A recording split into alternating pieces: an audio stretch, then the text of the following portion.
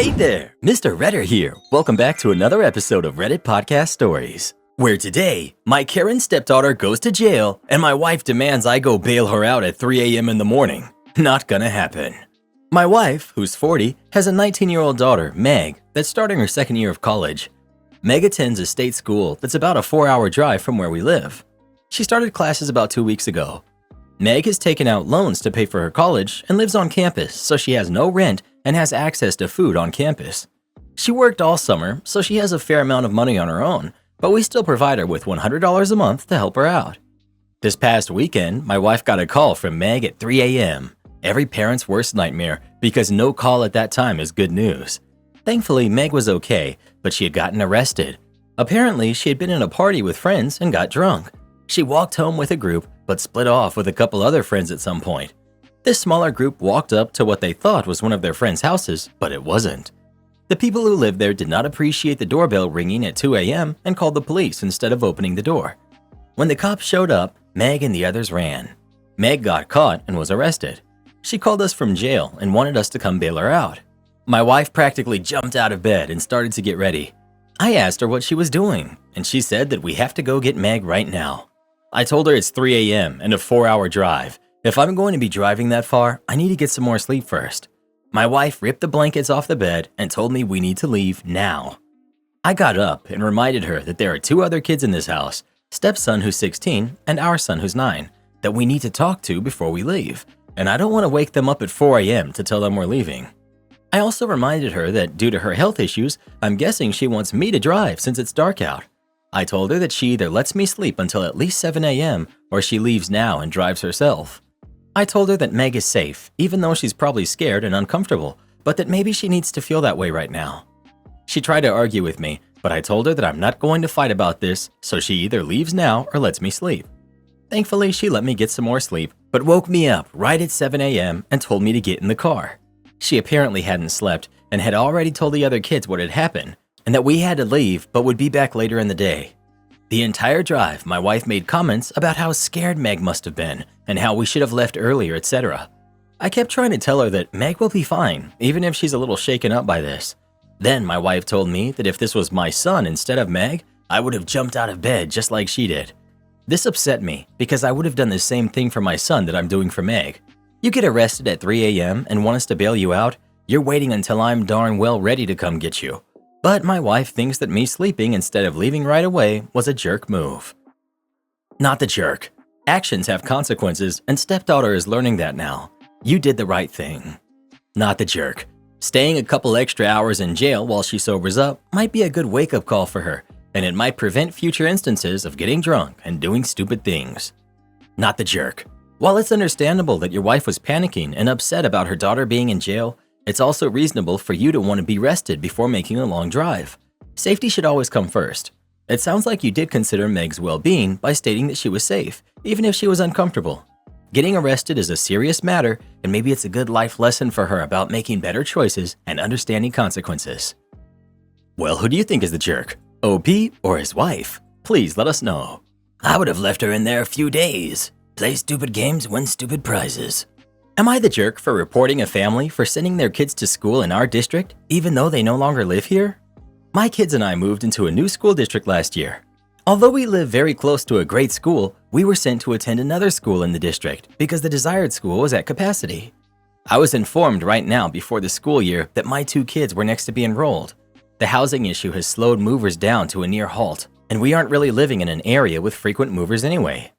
I found out that a family moved out of our district to our inner city schools, but was also informed their students were still attending the school in my district. I don't know the family, but I don't blame them. The inner city schools are terrible and problematic at best. However, our district is not open enrollment, and they should no longer be attending the school. I called the principal and board of education to make a report, and I was finally informed last week that my kids will be attending our local school, and I breathed a sigh of relief. They will start next week, and this will be a huge burden lifted for our household. The issue comes from the family that needs to pull their kids from the school. They found out I made the call and informed me that while I was doing what's best for my kid, I would have a horrible impact on theirs. Apparently, one of their kids is autistic and thriving with their school. They said that he was nonverbal, but now he's telling his mom, "I love you."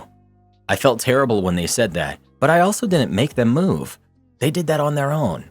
They've been telling people about it, and of course, they all think I'm heartless.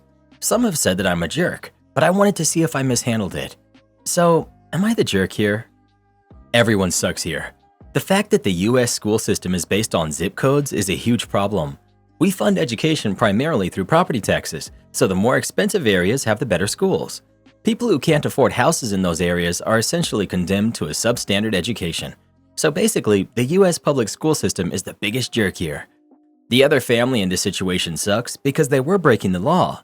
Even if it's a law that shouldn't exist, it does, and they needed to follow it. It's my understanding that many districts will accommodate kids and families with special circumstances. At the very least, before moving, the family should have talked with the district about legal ways to keep their kids in their schools.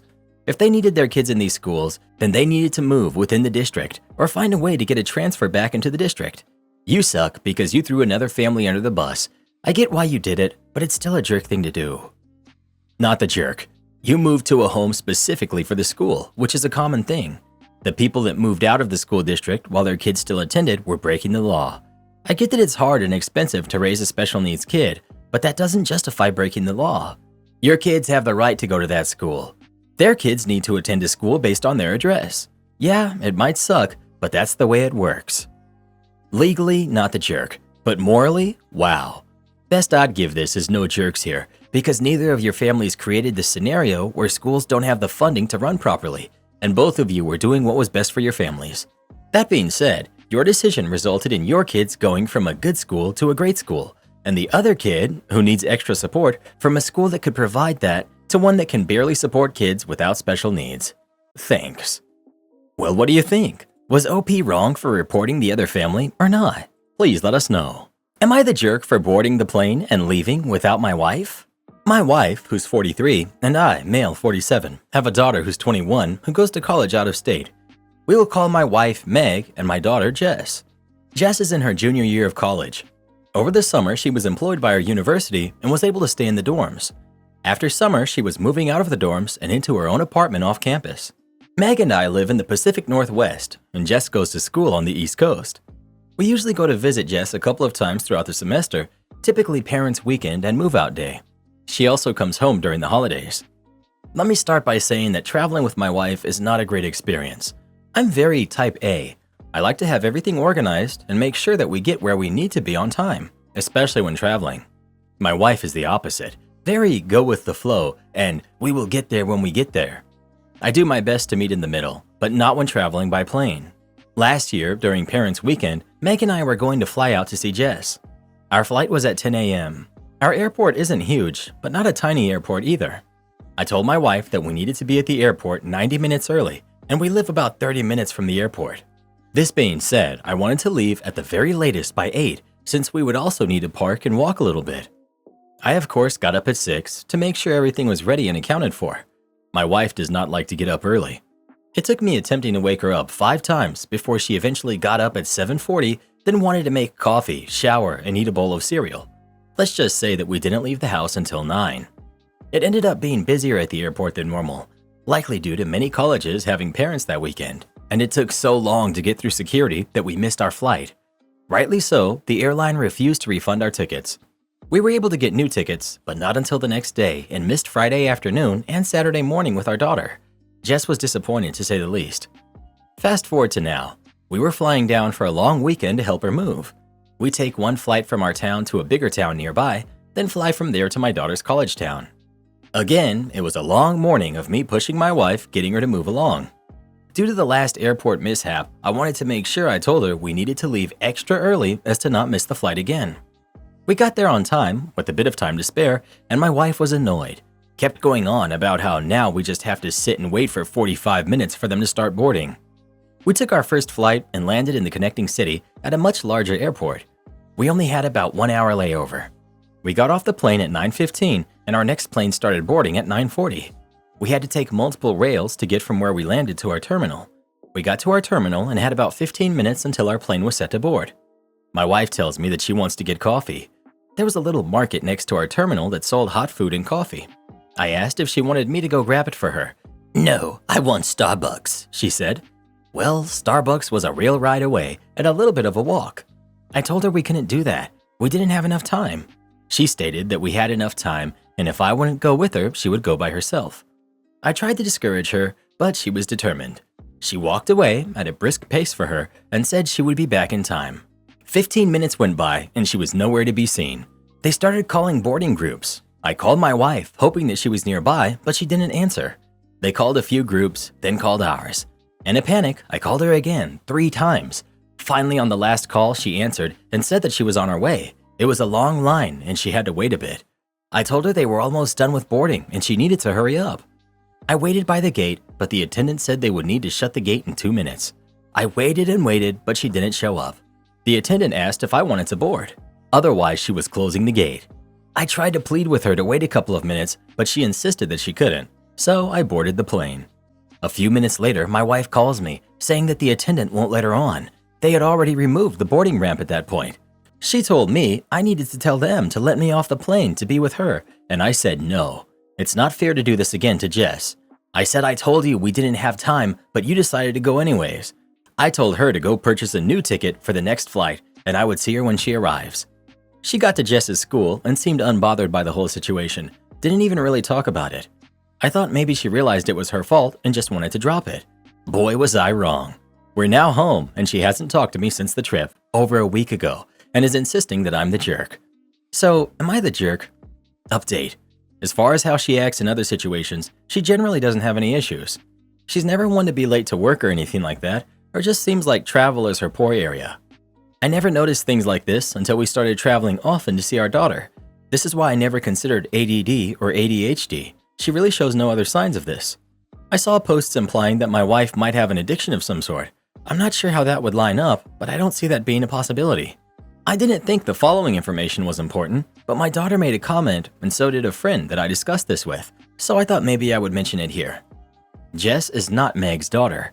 I was married once before and my wife unfortunately passed due to complications during Jess's birth. I remarried Meg when my daughter was 6. My daughter made a comment that Meg doesn't want to come to see or help her, and that's why she's always running late. But I've offered to go alone, and Meg was always very against the idea, so I don't think that that's the case. Update. I can't say that Meg and Jess have had the easiest relationship. Meg always wanted to have another kid, but we were unable to conceive. She did make comments that she wanted kids of her own, and that caused a little rift in our relationship at the time, because I wanted her to see Jess as her daughter. But they really never had the typical mother-daughter relationship. It was always very much pushed that Jess was my daughter. Meg did make comments about being excited to have an empty nest, but I assumed this was just because we would have more room. Jess is a great kid and really never says anything bad about anyone.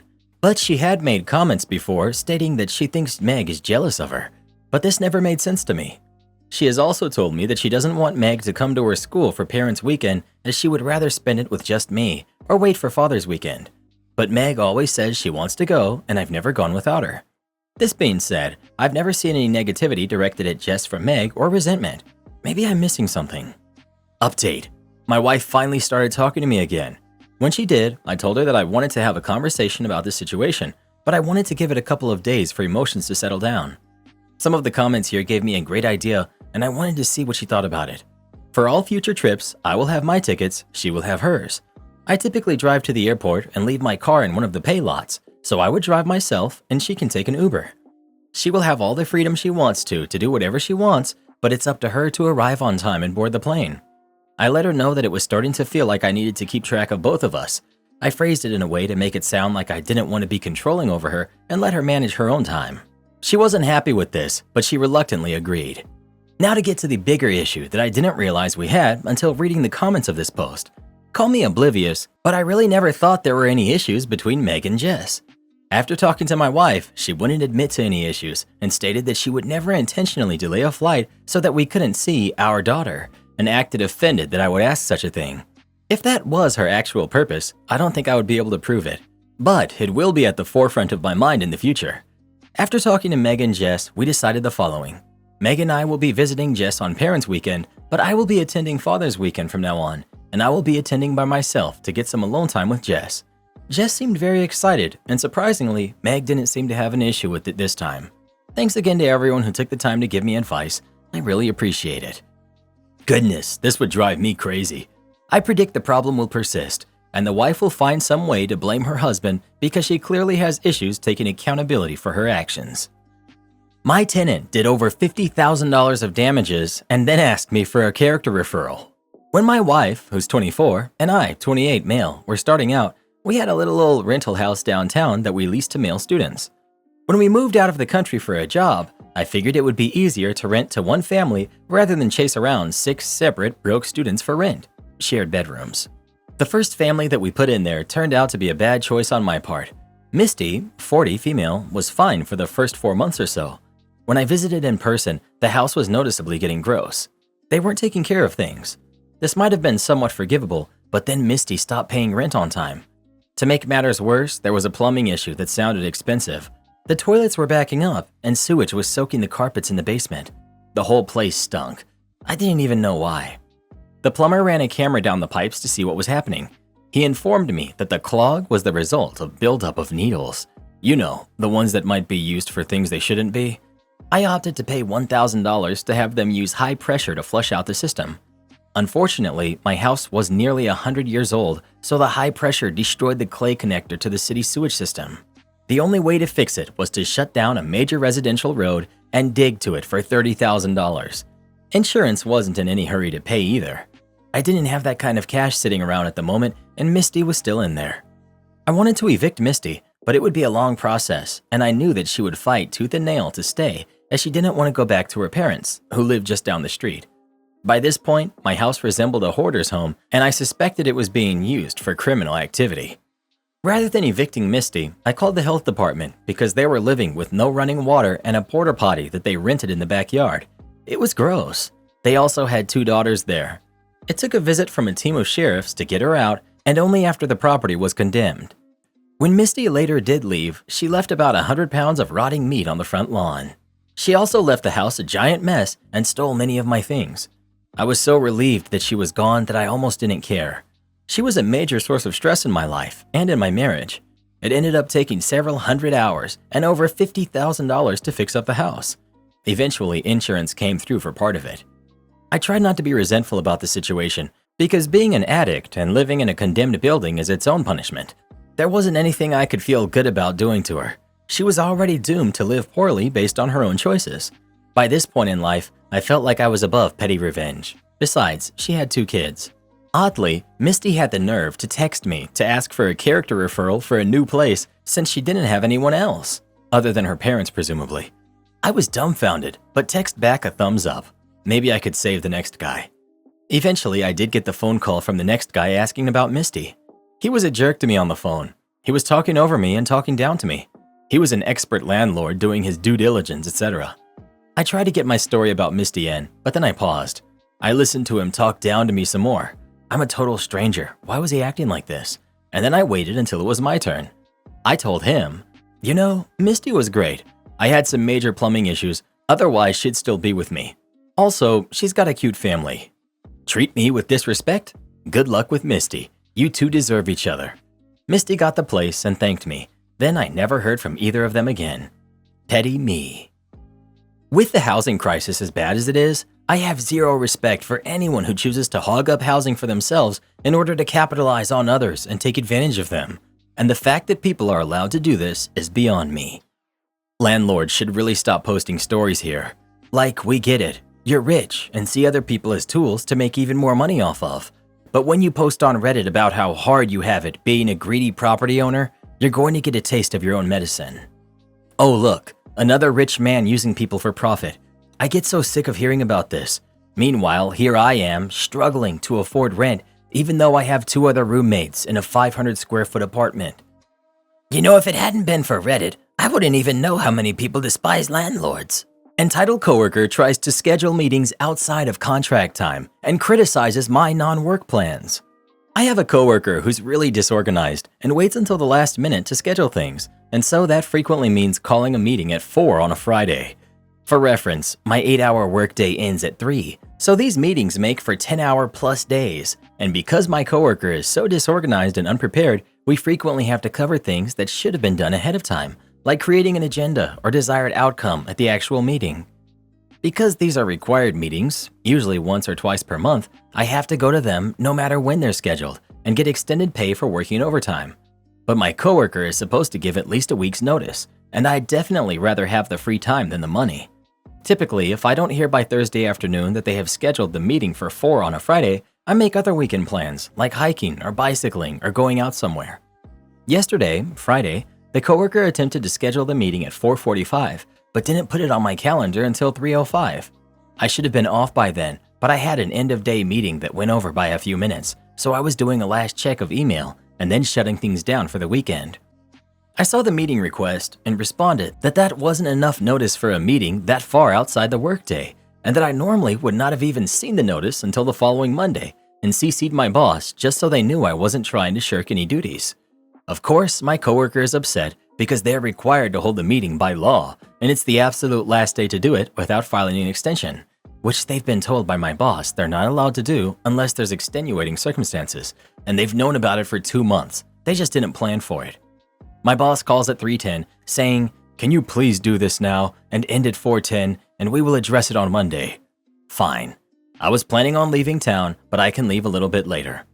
Coworker responds to my boss by email and says they're using personal time between 3:10 and 4:45, so they can't hold the meeting until then, and that nothing I'm doing could possibly be important enough that I can't attend the meeting at 4:45. Boss calls coworker. Coworker confessed that their kid's birthday party is at 6 that evening, and they have to go try to find a cake and party supplies for the party before the meeting, which is why they're not available. Boss gets annoyed and says that boss and I, will do the meeting now, and coworker will have to answer for it on Monday. Boss and I hold the meeting, it takes 20 minutes, I'm out of there by 3:45. Coworker sends me a nastygram by text at 10:15 p.m. saying it's my fault they're in trouble and that they have a kid, so I should understand that people with kids come first, and that my activities and hobbies are pathetic, and it wouldn't have been that hard for me to just attend the meeting they scheduled, and that they'll have to go back and fix everything my boss and I did incorrectly because they like to do it a specific way. My boss had already submitted it.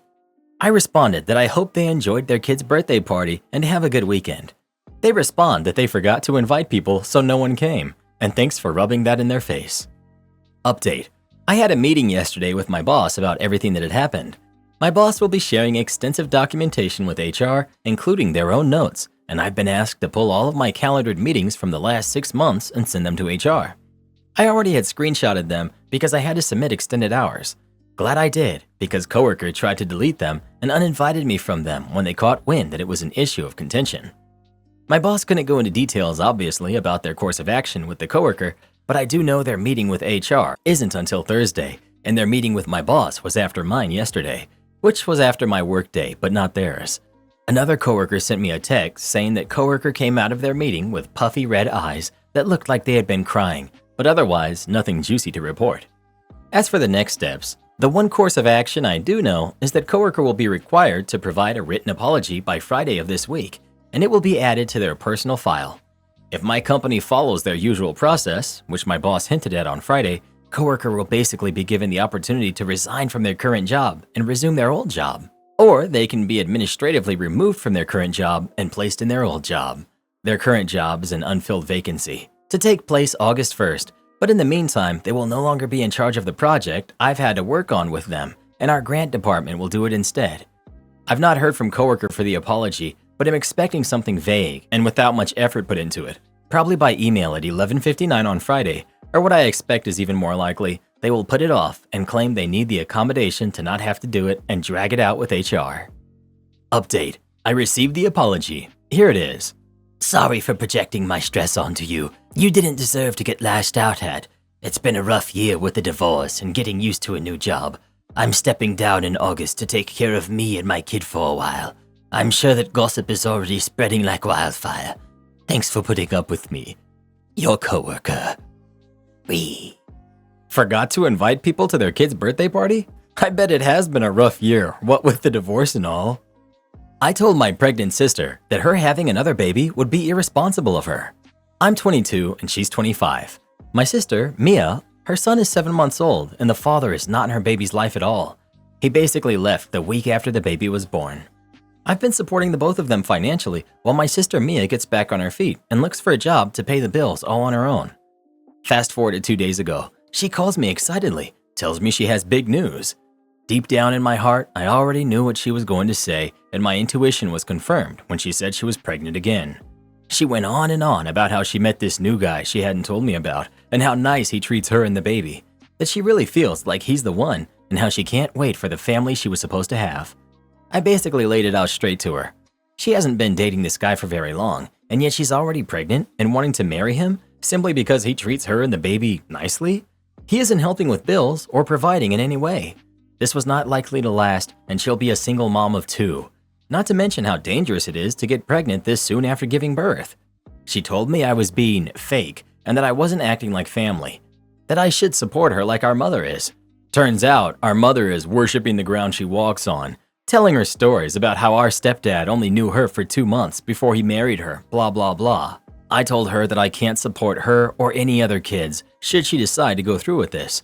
I essentially said, I'm not pressuring you into anything. This is your choice, but I refuse to be financing this choice. You're on your own, Mia. I can't enable you to keep digging yourself in further holes you can't climb out of because of irresponsible, unplanned pregnancies, and I refuse to. Of course, she didn't take that well, started crying and saying how I just don't want her to be happy, how much of a jerk I am, and hung up. Our mother isn't very happy with me now. I do feel bad. I don't think I worded it the best, nor should I have called her irresponsible. I'm just at my breaking point. Am I the jerk? Not the jerk. You could have worded it better, but you're on the money. It's an irresponsible decision, and she should know better. She's not entitled to your financial support, and you have the right to cut her off. Also, it makes me laugh that she calls you fake because you're the only one being real with her.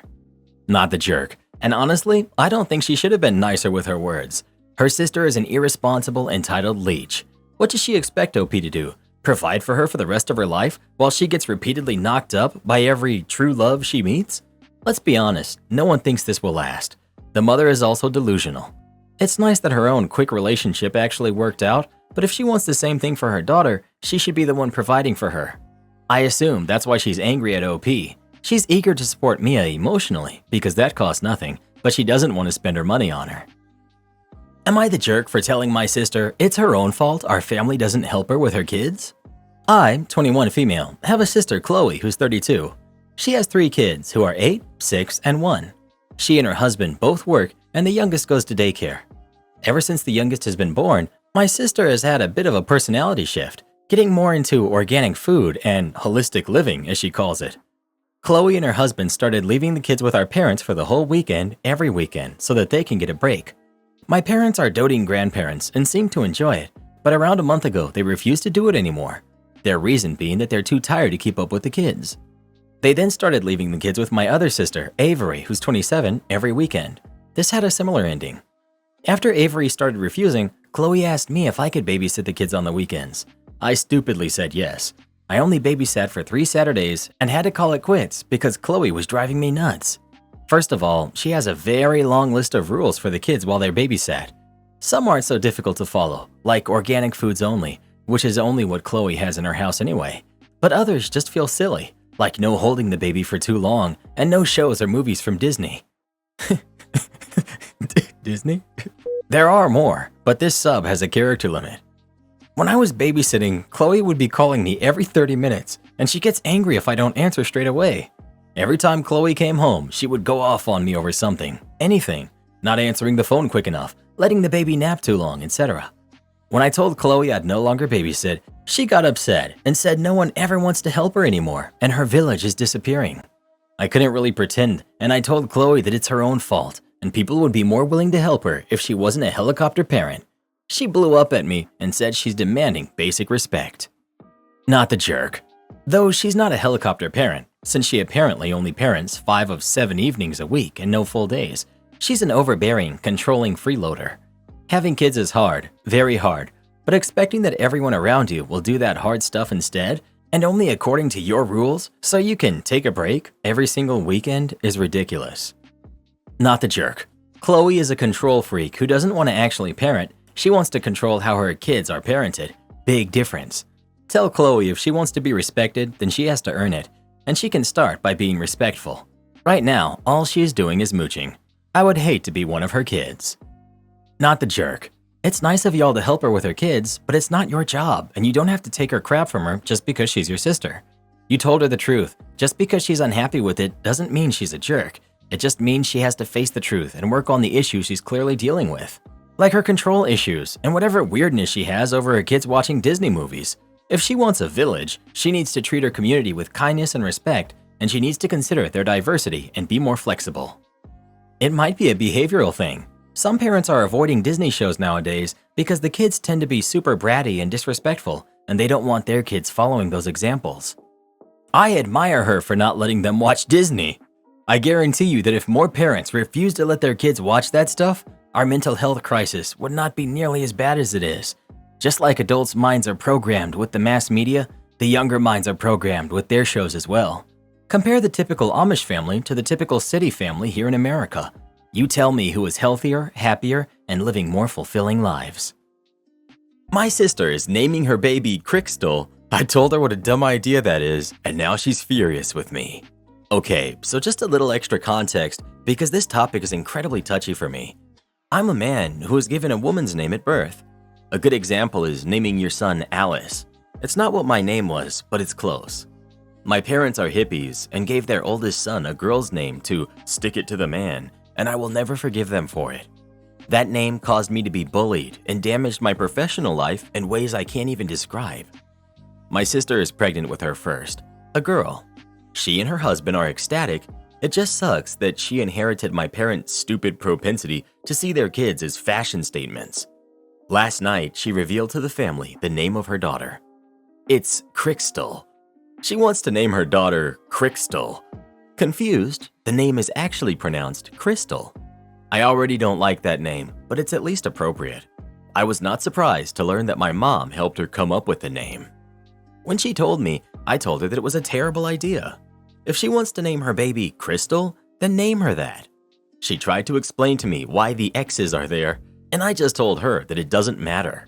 She's naming a human, not a dog. I don't care what kind of fashion statement she's trying to make. This is a person who will have to live with that name for the rest of their life. She and my mom brushed me off as just complaining because I was never able to accept my name. I told my sister she was either being selfish, stupid, or an incredibly strong combination of the two if she thinks her daughter will want a stupid name like Crystal. We got into an argument, and I told her I already see her and her husband as crappy parents for using their kid to be off-brand with her name, and left right after that. My sister's not taking it well, and my mom is furious with me. I'm starting to wonder if I was too harsh. I will not change my opinion on that incredibly stupid name, but I'm wondering if branding her as a bad parent was too far. I'm going to get downvoted, but as someone who changed their name the moment they turned 18, you're right. She is stupid, not the jerk. It's a horrendous name that will do nothing but get the kid bullied. It's not unique or cute. Her kid is not an accessory. Not the jerk. Let's get one thing straight here. Crystal is not, will not be, and shouldn't be assumed to be pronounced Crystal. Real life is not algebra class. The letter X is not a placeholder for whatever sound they think should be there. Newsflash, that's what letters are for. Not the jerk. I try to imagine how many people she's going to have to explain to how to spell her name after she finally learns it herself. It's an unnecessary stress that the parents want to add to the kid just because they think they're cool, unique, and they wrongly assume that people will be jealous of their bright idea. And you are the best possible witness of what a bad choice of name this will be. Well, who do you think is the jerk? OP or his sister? Please let us know. I'm so glad my parents weren't hippies. Am I the jerk for ordering food when my kids go to sleep so I don't have to share? Occasionally, when my 4 kids go to bed, I'll order myself a little something from Uber Eats or DoorDash after a hard day so I don't have to share with the kiddos. Usually, since I'm always the first one to wake up, I'll put the packing beside the indoor trash can and take it out to the outdoor trash can in the morning. My kids ended up waking up first that morning, and they saw the takeout food packaging and ended up waking me up, asking me what I ate and if they could have some of it. I told them there was none left and I ate it all last night. Thought that would be the end of it. But after I dropped them off at their dad's for the week, my kids stay at their dad's house 1 week out of the month rather than just doing weekends. My kid's father ended up spamming my phone with text messages accusing me of misappropriating my kid's funds that he sends every month. My kid's father gives me $100 for each kid a month, which is about $400 a month when it comes to it. It isn't much, but I'm fine with it because he usually makes up for it by buying the kids what they need when an issue arises. FYI, nothing is court-ordered. I have a job as a daycare worker and use my own money I make myself to buy Uber Eats or DoorDash food. He also accused me of being a bad mother because I'd rather order food for just myself without thinking of my kids who were with me at the time, and that I should have just waited until they were with him for the night. I had a really bad day that day, and I just wanted to do something to cheer myself up, and sometimes food does the trick for me. If I were to order something for everyone, it would have cost a whole lot of money that I wasn't interested in spending. And if I were to share, by the time my food got back to me, it would have just been the food wrapper. So, do y'all think I'm the jerk? Don't like 100% of parents hide in their closet to eat M&Ms because they don't want to share the one selfish treat they got that week? This dude needs to shut up and pay more support. Not the jerk. Not the jerk. It's a treat you get for yourself. And $400 a month for 4 kids is nothing. Amen. I got $400 per month for 1 kid starting in 2004 when we divorced. The kid was 6, and I got a cost of living increase each year. $400 per month for 4 kids is insanely low. Fun fact, if she gets a court order, he'll end up paying more like $4,000 a month, and he'll have to pay her retroactively, so he'll end up owing a lot of money, which will be put into a payment plan and come straight from his paycheck each month.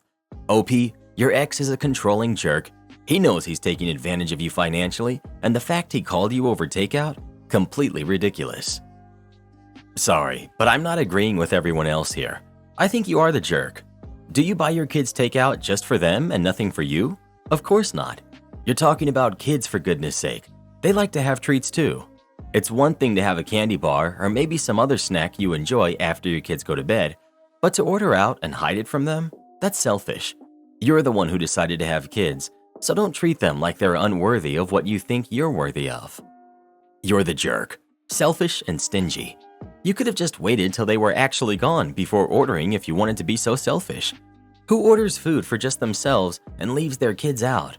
You even sneak the wrappers out, knowing they would be jealous and feel bad. They don't have their own money to spoil themselves. It's your job. When you have kids, you don't get to spoil only yourself. You have other people to think about. You're the jerk. This vote has nothing to do with your ex or child support or anything. This is between you and your kids. You are regularly treating yourself to things your kids would also like to have and hiding it from them. If it was a once in a blue moon, okay, but this seems quite the regular habit. If you DoorDash 3 times for yourself, you could instead use that money for a nice splurge for the whole family. Obviously, the kids were hurt and disappointed. That's on you to deal with now. Whatever your ex says is really irrelevant. If money's really tight, that makes this even harder for them. Focus on a splurge they could share in, or at least confine your treats to when they're at their father's house. If this is a kind of splurge that the kids never ever get, and there aren't hardly any splurges of any kind for them, and now they know you do this for yourself when they are sleeping, seriously, that's painful. My stepdaughter wants nothing to do with me, but demands I pay for her wedding. My wife passed when my sons were 8 and 4 respectively.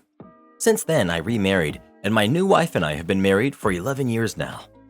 She herself was married before and had a daughter of her own from her own past marriage. Her ex-husband's story is its own saga, but suffice to say he's alive but isn't in their life anymore. When we married, my biological kids were 13 and 9, and my stepdaughter was 12.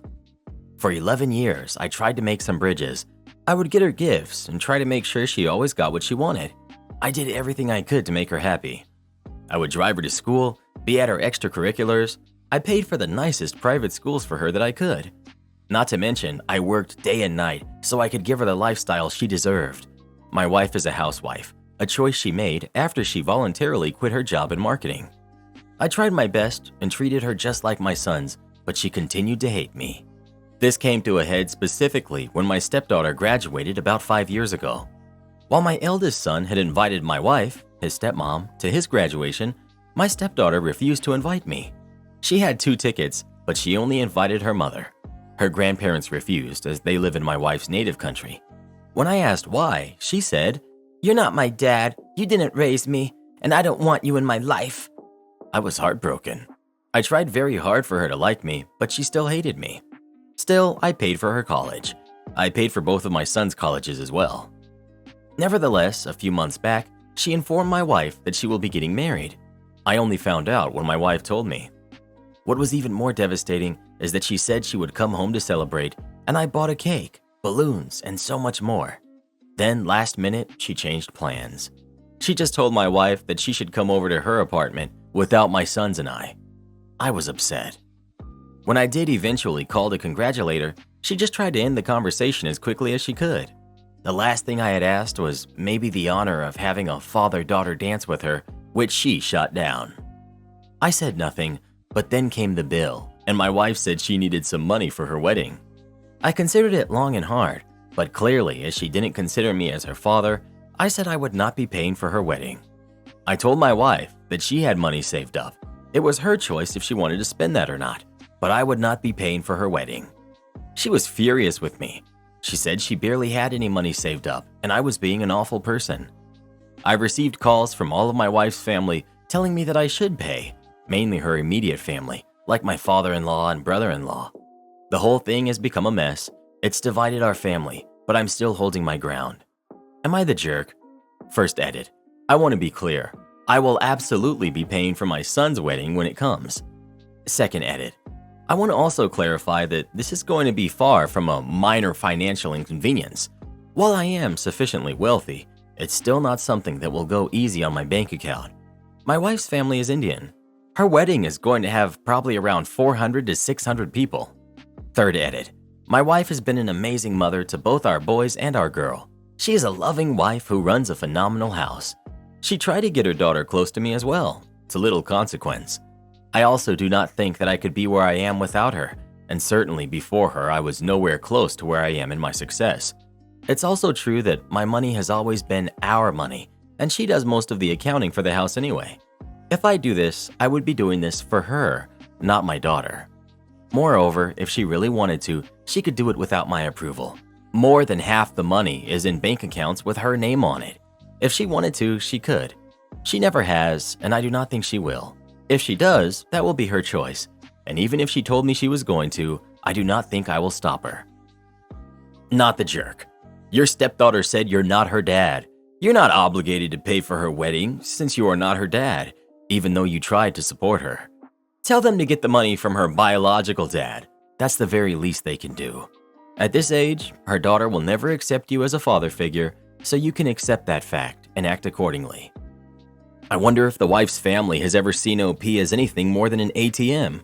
Now that the ATM has refused to dispense any more money, they're furious. How much more is OP supposed to bend over backwards for them? Just say good riddance, OP. You'll be better off without them. Not the jerk. Why on earth would you pay for this? You probably aren't even on the guest list. She's used to using your money. That should have stopped a long time ago, but now is as good a time as any. Not the jerk.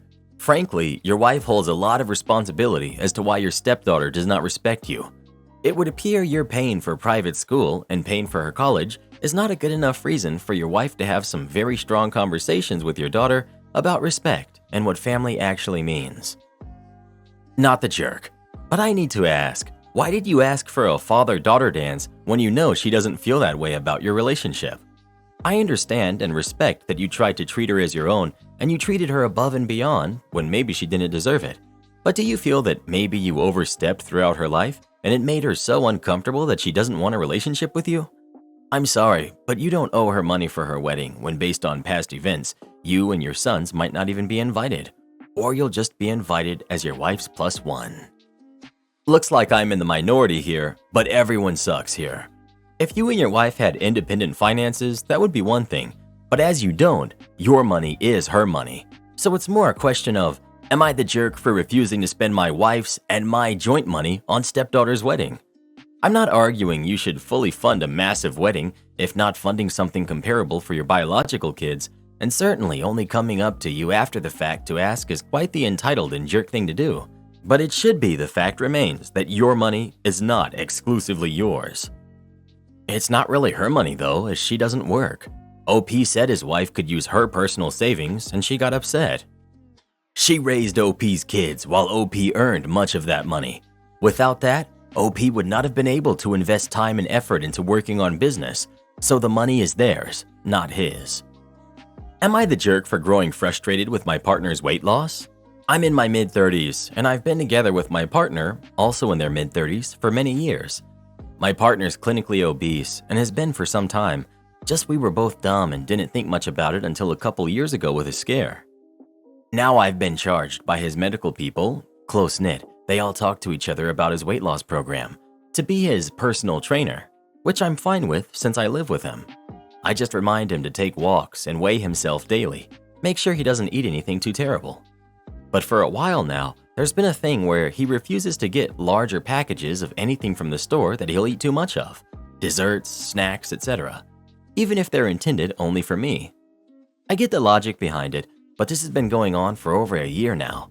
Sometimes I just want a specific flavor of ice cream we both like, but he refuses to get it because he's afraid he'll eat it all. So I blew up at him last night when he asked me what was wrong after a heavy sigh.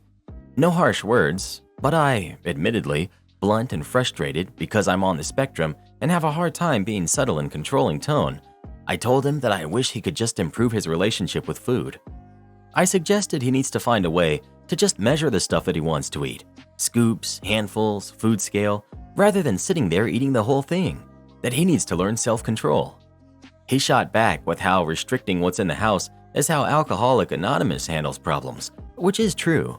But I told him straight up that I feel that's different, because unlike alcohol, food is necessary. And while a lot of the stuff I'm frustrated with is luxuries and niceties, I haven't had a lot of things like ice cream in months, just because he'll proclaim he'll eat it all and we never buy it. I just feel frustrated, like he's not approaching the issue in a healthy way and that restricting it is an easy way versus facing the real problem of learning to have a better relationship with food and being mindful of what and how much you eat. I genuinely had no issue with it at first, since he needed to lose weight, but sometimes it really feels like he does the bare minimum and skates on by, even with all of my reminding and pushing. Not to discredit what he does do, he weighs himself in the morning and he takes walks with a gentle reminder. I love him, I genuinely do, but I'm growing to be in a spot where I might have to separate myself from him before he suffers medical issues and I lose my mind. So, am I the jerk for blowing up at him and immediately critiquing his reasons? Edit. Someone recommended I add that, due to circumstances, I have no access to a vehicle, so shopping by myself isn't really an option. You're the jerk. You should never have agreed to be his personal trainer. I was a personal trainer, but would have never trained my obese husband. I wasn't his mommy. This is so unhealthy. Get him a therapist that specializes in this. Actually, he needs to find a therapist, not you. Seriously, unhealthy dynamic. Not the jerk. He needs to be in control of his weight loss, and frankly, I'm disturbed his medical team are making this your problem. I'm gonna go against the grain and say no jerks here. Yes, you are understandably frustrated by your significant other's issues with food and the resulting limitations. That doesn't make you a jerk, that just makes you a human. Equally, he's realized where his strengths and weaknesses are. His weakness is at not being able to resist those foods when they're easily available, like they are when they're in the pantry. He's realized his strength is in not bringing those foods into the house at all. That's not being a jerk, that's just playing to his strength in an attempt to improve his health. I don't think either of you are being jerks. I think you both need to be able to discuss this without getting angry at each other, because that's the only way you're going to find a solution. So you're going to have to work with him to find a time to have this discussion. When neither of you are annoyed at the other about this, there's probably a compromise that you can both live on. That said, I suspect you're going to need to compromise more than him, and I suspect this because I personally have the same weakness, despite decades of trying to overcome it. It's easy to say, just go to a nutritionist or a therapist, both of which I have done multiple times, and neither of which have worked. I know what works for me, and I've been fortunate enough that my family accommodates me. Good luck. Am I the jerk for putting child-proof locks on the stove to stop my adult sister from using it? I, 19 female, live with my stepsister Nicole, who's 20. We live together in a small 2-bedroom apartment whilst we both attend the same college. Our hometown is a small rural area that's about 3-hour drive away. My dad married Nicole's mother around 11 years ago. Nicole and I know each other pretty well and have spent a lot of time together. We haven't always gotten along, which siblings have, but we do consider each other sisters. Anyways, on to the story. So me and Nicole both got sick of dorms and moved in together around 2 months ago. Back at home, Nicole never cooked for herself, not beyond microwave meals anyway. And now that we're both supposed to be living independently, she started cooking. Nicole keeps forgetting to turn off the stove or oven when she finishes with it. At one point, this nearly caused a full-blown fire when she forgot about the stove whilst a paper plate of hers had been left on top of it. I kept gently reminding Nicole to turn off the oven and stove when she's done with it, but she just doesn't seem to listen. I even tried putting sticky notes around the kitchen to try to remind her. Eventually, Nicole got irritated with the reminders and told me I'm treating her like a kid. I said I'm sorry if it came off that way, but she needs to remember. The problem is just kept persisting, and a near miss with the fire happened again when Nicole forgot about the stove and she didn't hear the smoke detector because she was blasting music on her AirPods. Luckily, I noticed it and I was able to put it out. I tried to have a talk with Nicole and told her that this needs to stop. Nicole just got mad before I could even suggest anything and told me to get off her case. She said I'm overreacting and that she can handle it. She refused to listen to anything I had to say and kept talking over me. This has started to make me really anxious, especially when Nicole is home while I'm out. I bought some plastic child locks for the knobs that control the stove and oven, and I placed them on there. I know Nicole can't open child-proof stuff. How old is she? This way, she can't use the stove or the oven when I'm out of the home. When I'm home, I can make sure nothing bad happens. Me and Nicole have similar class schedules, so this shouldn't inconvenience her too much. Nicole went ape crazy when she saw them. She started screaming at me and told me I'm a control freak and that I'm a bully. I yelled back at her and told her I wouldn't be doing this if she could act like a responsible adult. She called me a jerk and said I have no business controlling when she gets to cook. She's now gone to a friend's place and has blocked my phone number. My dad and stepmother got concerned after getting texts from Nicole, and they keep messaging me about it, telling me that I need to get Nicole to come back. Am I the jerk? Dude, she's 20 years old and literally child-proofing your oven works? My buddy tried to child-proof their refrigerator to stop their 9-year-old from getting into it, and it took her about 15 minutes to sort it out and get into it anyway. Oh right, you're not the jerk in the slightest. Left unchecked, your stepsister is seriously fixing to burn the place down and seriously doesn't seem to be bothered by that fact. Not cool at all. Not the jerk. You're treating her like a kid because she's acting as irresponsible as one. This isn't a little issue like leaving lights on or forgetting some house rule like keeping the bathroom door closed. This is literally a safety issue. She's too irresponsible to be using a stove. If she wants to be treated like a normal adult who's free to cook whenever she wants, then she needs to get her act together. Am I the jerk for selling the house my brother and his family live in? A few years ago, my brother needed help. I let him move into one of my rental properties and we did it all legal, lease agreement and everything. Because I was renting to him at a break-even point, we agreed that he was responsible for all the maintenance of the house and the yard. Well, he has 4 kids, and the hot water tank isn't enough for his family, and he wants a new one. I told him to go ahead. He then proceeded to take the cost of the hot water tank and installation off of that month's rent. I reminded him of our agreement. He said he wasn't making improvements to my property for free. I said that the old hot water tank was fine, and he made the decision to replace it. Big argument, and I didn't want to fight, so I said that he was not allowed to make any further changes to the house without my explicit agreement. So he stopped doing maintenance as a protest. The house itself is not pretty, but it is solid. It's old, and the wiring in it was not meant for all of the modern electronics that we have. He wanted to add a new breaker box and run more outlets. I said no thanks. I can't afford that since I'm not making any money on the house. He started getting a bad attitude about it, and the rent started getting paid late. I tried talking to him, but he said that he had to buy some stuff for the house and he was low on cash. So I sold the house. While the house itself isn't great, it is in an older part of the city, and the property itself is on 1/4 of an acre. Every time a house sells in the neighborhood, it's snapped up by developers and turned into multi-family units, or one guy built a McMansion on his land. I know a lot of the developers, and I didn't even need to list the house to have it sold in less than a week. My brother found out when he was served with an eviction notice. He called me to ask me what was going on, so I told him that the house was causing me headaches and I had an opportunity to make some money, and I took it. He said I should have offered him a chance to buy it. I said that he was having trouble making rent. How was he going to qualify for a mortgage?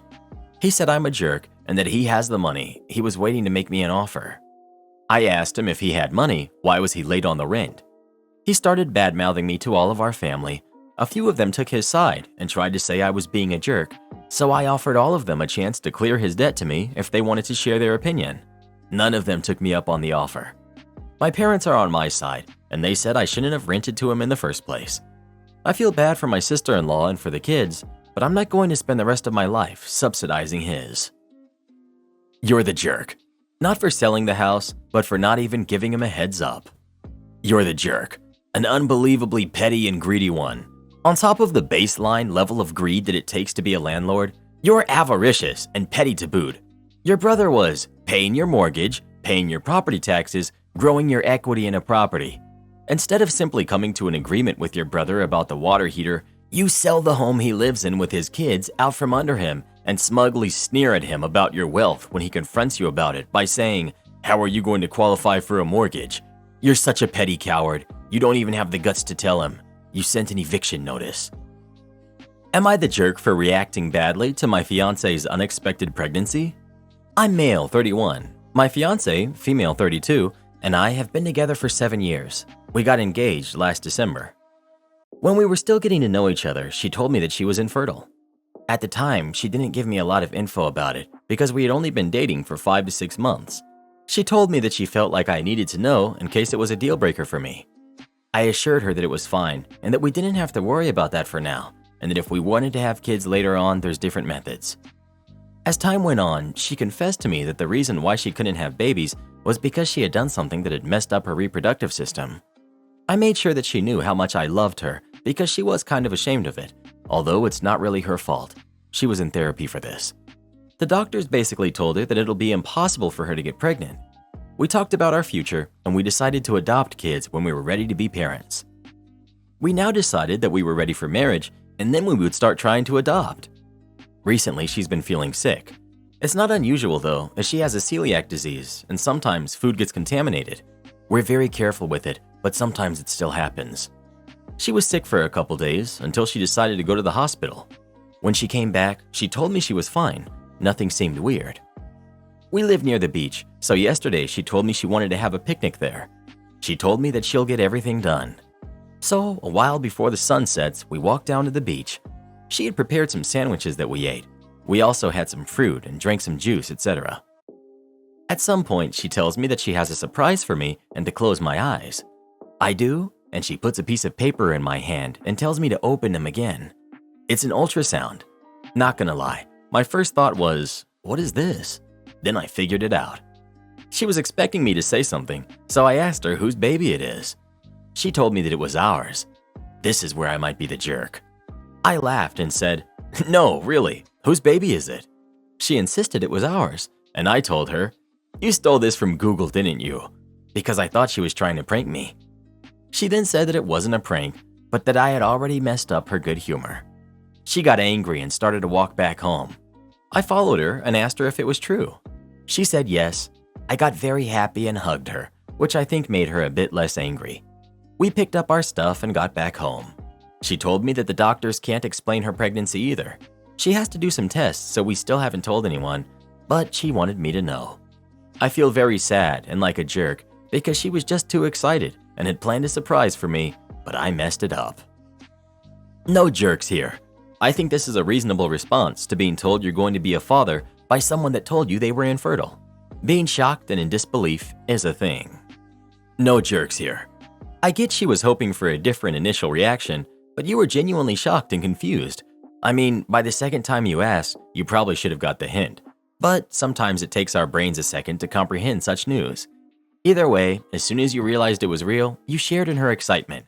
She can be disappointed it took a bit longer to get it, but that doesn't make you a jerk in this situation. My rude Karen neighbor demands I help her with her car problems. I live in a condo/townhome with 4 other neighbors belonging to our condo/property board. We all have our own driveways on the property. When I first moved in, my neighbor, Jane, who doesn't have a car, said we could use her driveway from time to time if needed for making space for snow removal. I have 2 cars. Since the driveways are only 1 lane, one of my cars is always blocked in by the other.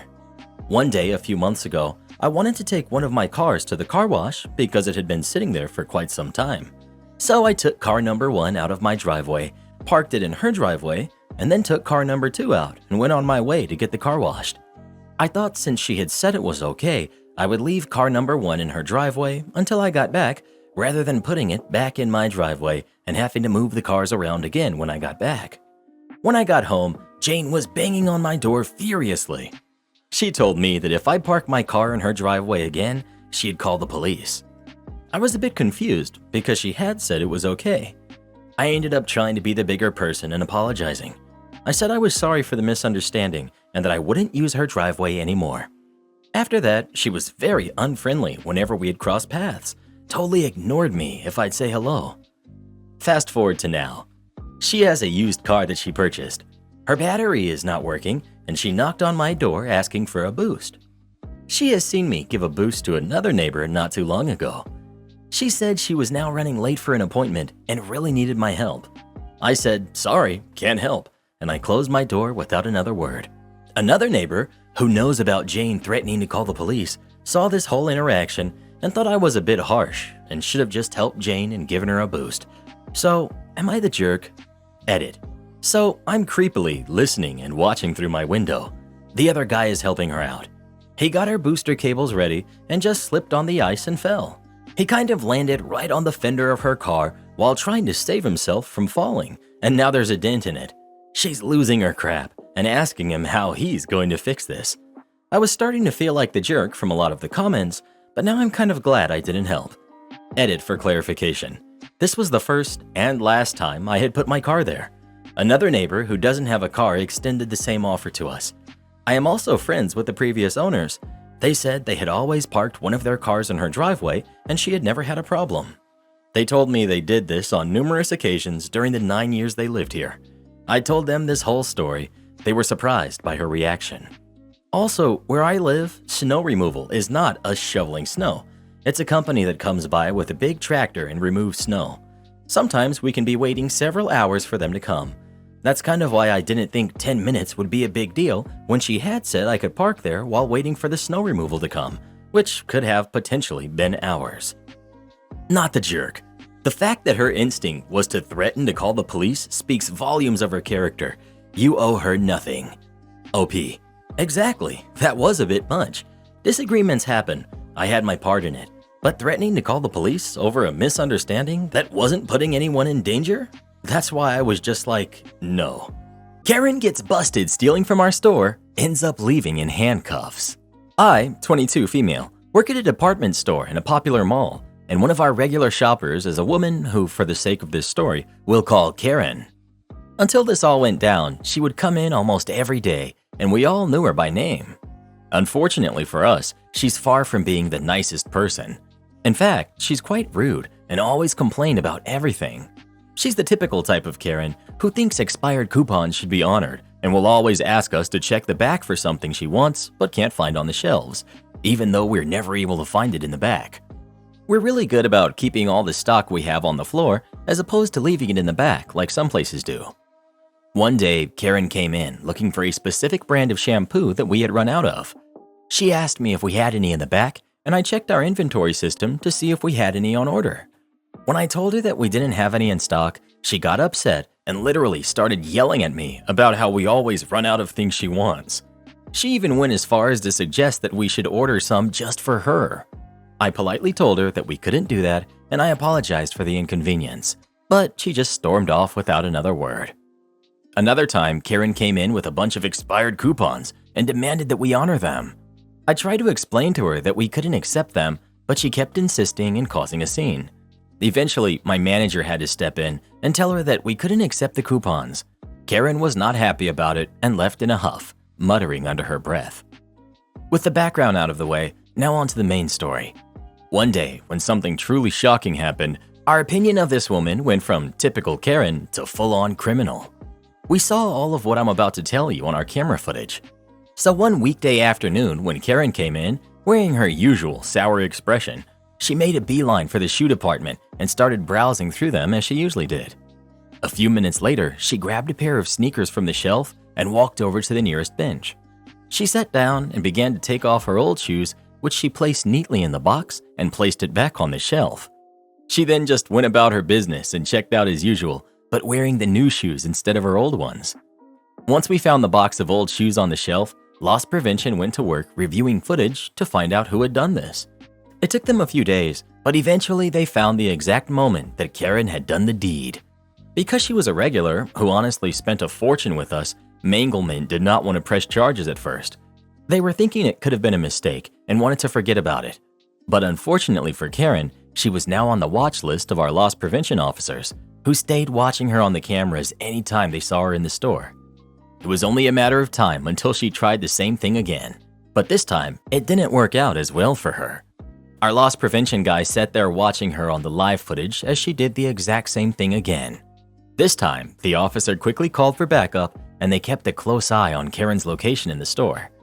Sure enough, a few minutes later, Karen headed for the exit with her old shoes still in the box that she had put back on the shelf and the new shoes on her feet. Our loss prevention team quickly approached her and asked her about the shoes she had just attempted to steal. They showed her the footage of her taking the shoes and informed her that she had been caught on camera stealing. Karen tried to deny it at first, but when they showed her the footage, she finally admitted to the theft, along with some very colorful choices of words. Among her excuses were, "I spend more than 99% of your customers. You can't let me just have a simple pair of shoes as a thank you." Of course, the police were called, and Karen was held at the store until they arrived. She was arrested and charged with theft, which was a big shock to all of us who knew her as a regular shopper, considering how management loved her so much. After that day, Karen was banned from the store, and we never saw her again. Once she was no longer visiting the store, of course, we all made jokes about her and almost felt bad for her. For her to come to our store about every day and then just stop, we all wondered what she had spent her days doing once she got out of jail. Hopefully, she isn't just moving her shoe operations to another unsuspecting store. My future in-laws are buying my fiancé a house, but won't include my name on it. My fiancé, 27 female, and I, 29 male, grew up very differently. I was an immigrant who moved here when I was 6, and we were definitely struggling a lot. My parents worked extremely hard to provide for me and my siblings, and they always prioritized our education over everything. My dad always told me it was his dream to live in a house that he owned, since we'd always rented, but he couldn't save up enough since we were renting in expensive areas with good schools.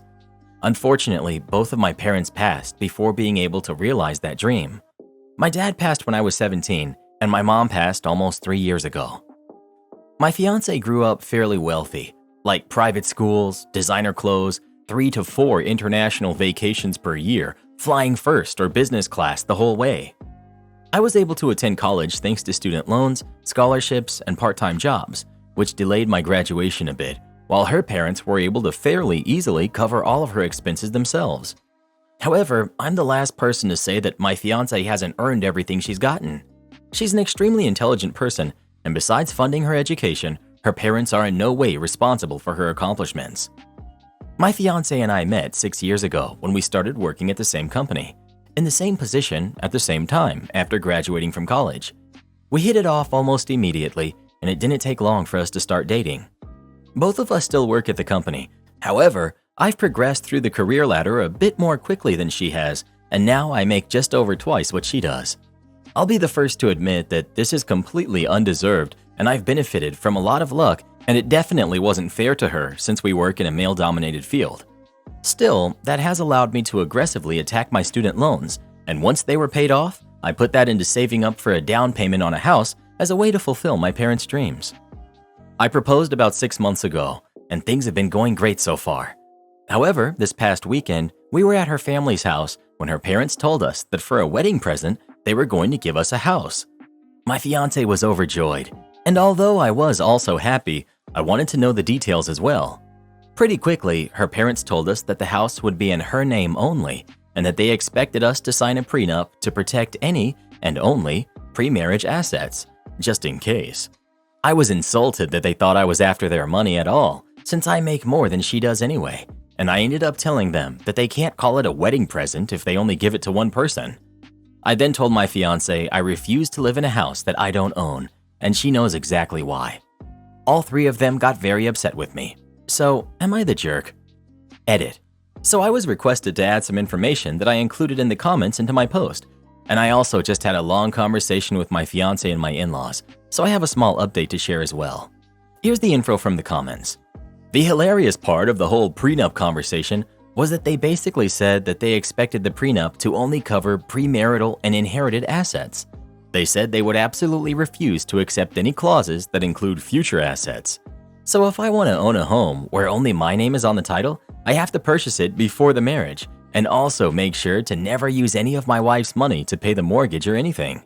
Apparently, they already had their lawyer write the whole thing up, but wanted to give me a heads up so I can retain my own lawyer to review it. I have a suspicion that any lawyer is going to think it's massively unfair just based on how they're describing it, and I'm assuming that they'll think I'll just get a cheap lawyer because of my upbringing. Admittedly, I don't know any better, so this is kind of difficult for me to determine what's fair and what isn't, but it doesn't seem fair to me. Besides that though, it's also just a personal thing.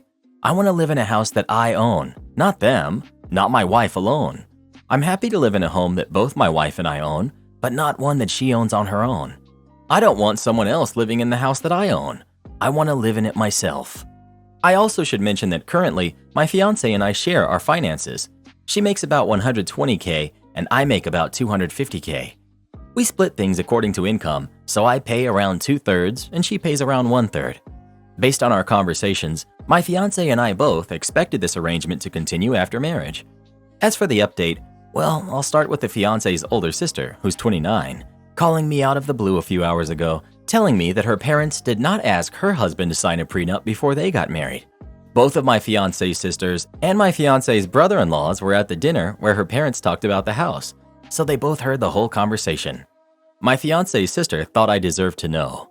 My fiance's brother-in-law comes from a well-off family as well, but I don't know how well off or whether they're on the same level as my fiance's family or just upper middle class. Their wedding was pretty extravagant. My fiance's family is white and American, as is the brother-in-law. I am Pakistani. I don't believe her parents think less of me for this, but it seemed like this information was important according to the comments. Anyway, about 3 hours ago, my fiance finally came home. She had stayed at her parents' house because we had gotten into quite the argument. I was expecting her to continue the argument, but she actually came and apologized straight away.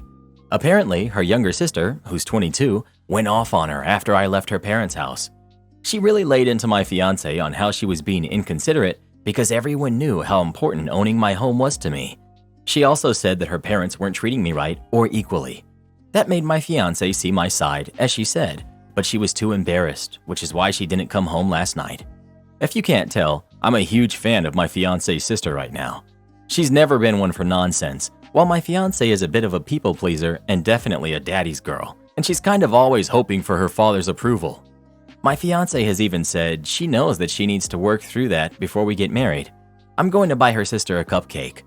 Then showed her the post, and she got pretty uncomfortable reading a lot of the comments, especially the ones saying that she doesn't care about me. She also got really uncomfortable when she read the comments about her parents. I explained to her how I was feeling like I was going into this as an unequal partner, and she absolutely agreed that it wasn't fair. She even said she was going to tell her parents that she was going to refuse to sign the prenup. I told her to slow down because she was going between extremes. I told her that we still needed to get the prenup because her family was already having difficulty accepting me and this was going to make it worse. However, I told her that under no circumstances was I signing anything her parents had a part in drafting and that we would each retain our own lawyers outside of her parents' influence and get something that is fair and equitable. She agreed. We then talked about the house and she said she was going to tell her parents that she wasn't going to accept unless both of our names were on it. I told her to slow down again, and I got her to agree to me paying for a quarter of it. My initial proposal was to pay half, but she said that what I said about it being a wedding present, so it should be for both of us, was true. So we came to the agreement that we would each get half ownership of the house, with her parents paying for 75% of it and me using the money I've saved, plus a small mortgage for the other 25%. Both of our names will be on the title. We then called her parents together and told them our plan. They grumbled about it a bit initially, especially because her dad was still upset that I had been so ungrateful. But eventually, we were able to talk it through, and they agreed to the plan. I doubt this is the last I hear about this, but at least for now, it seems like the situation is mostly resolved. Not the jerk. Honestly, I don't think they're terrible for wanting to give a nice gift, but also ensure their investment goes to her in the event of a divorce. In addition, I'm sure prenups are much more common and less offensive in their world. That said, you've been dating for 6 years. They know you. They presumably know your background, home ownership goals, etc. Also, a potential solution or suggestion: between the two of you, own 2 homes, plus get some sweet Airbnb income on one of them. You will have a much easier time saving up for the second while living in the first. ETA, just make sure your home is covered in the prenup too. Not the jerk. I wouldn't live in a house that was just owned by my wife and vice versa, and I 100% have a real-world example. My wife is a stay-at-home mom, and when we bought our house, she had no income and the bank wanted to leave her off the mortgage. I 100% refused and even paid a smaller interest rate increase to make sure she knew it was both of ours home and not just mine. She was pretty quiet about it. My wife is a quiet person, but later broke down crying about how much it made her feel like an equal in our marriage, and that I did so without her saying a word. Stick to your guns. Either it's a gift for both of you under both your names, or just buy your own house and fulfill that lifelong dream. No jerks here. Leaning towards you're the jerk. You're being short-sighted, dumb, and prideful. You know what can happen when you don't have rent or a mortgage? Your savings shoot up ridiculously fast. They very quickly become a down payment for when you want to buy property. People with money know how to protect financial assets.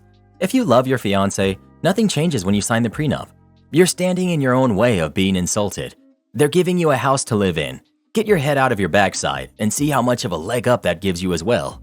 Your parents wanted a better life for you and worked extremely hard. Probably took low-paying jobs to provide for your family because they did not let their pride come first. You're the jerk.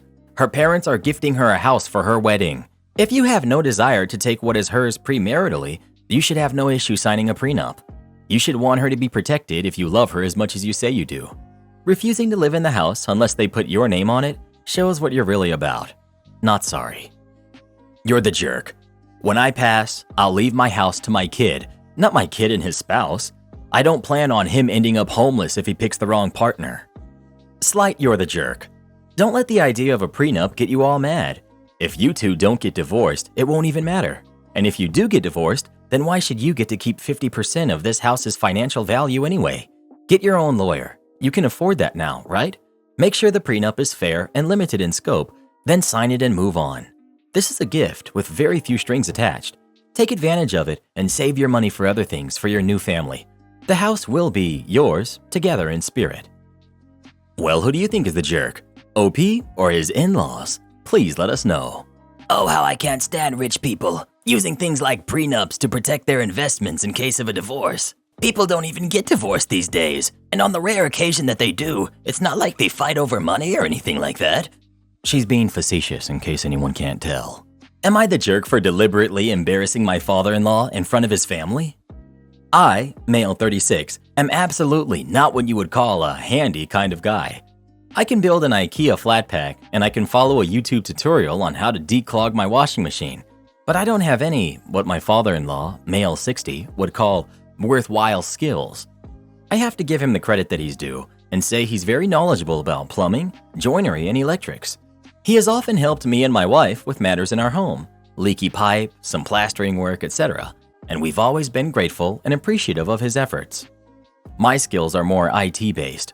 I work in this field for a living, which means I often get saddled with the old chestnuts such as, "Can you fix the printer?" or "The internet isn't working."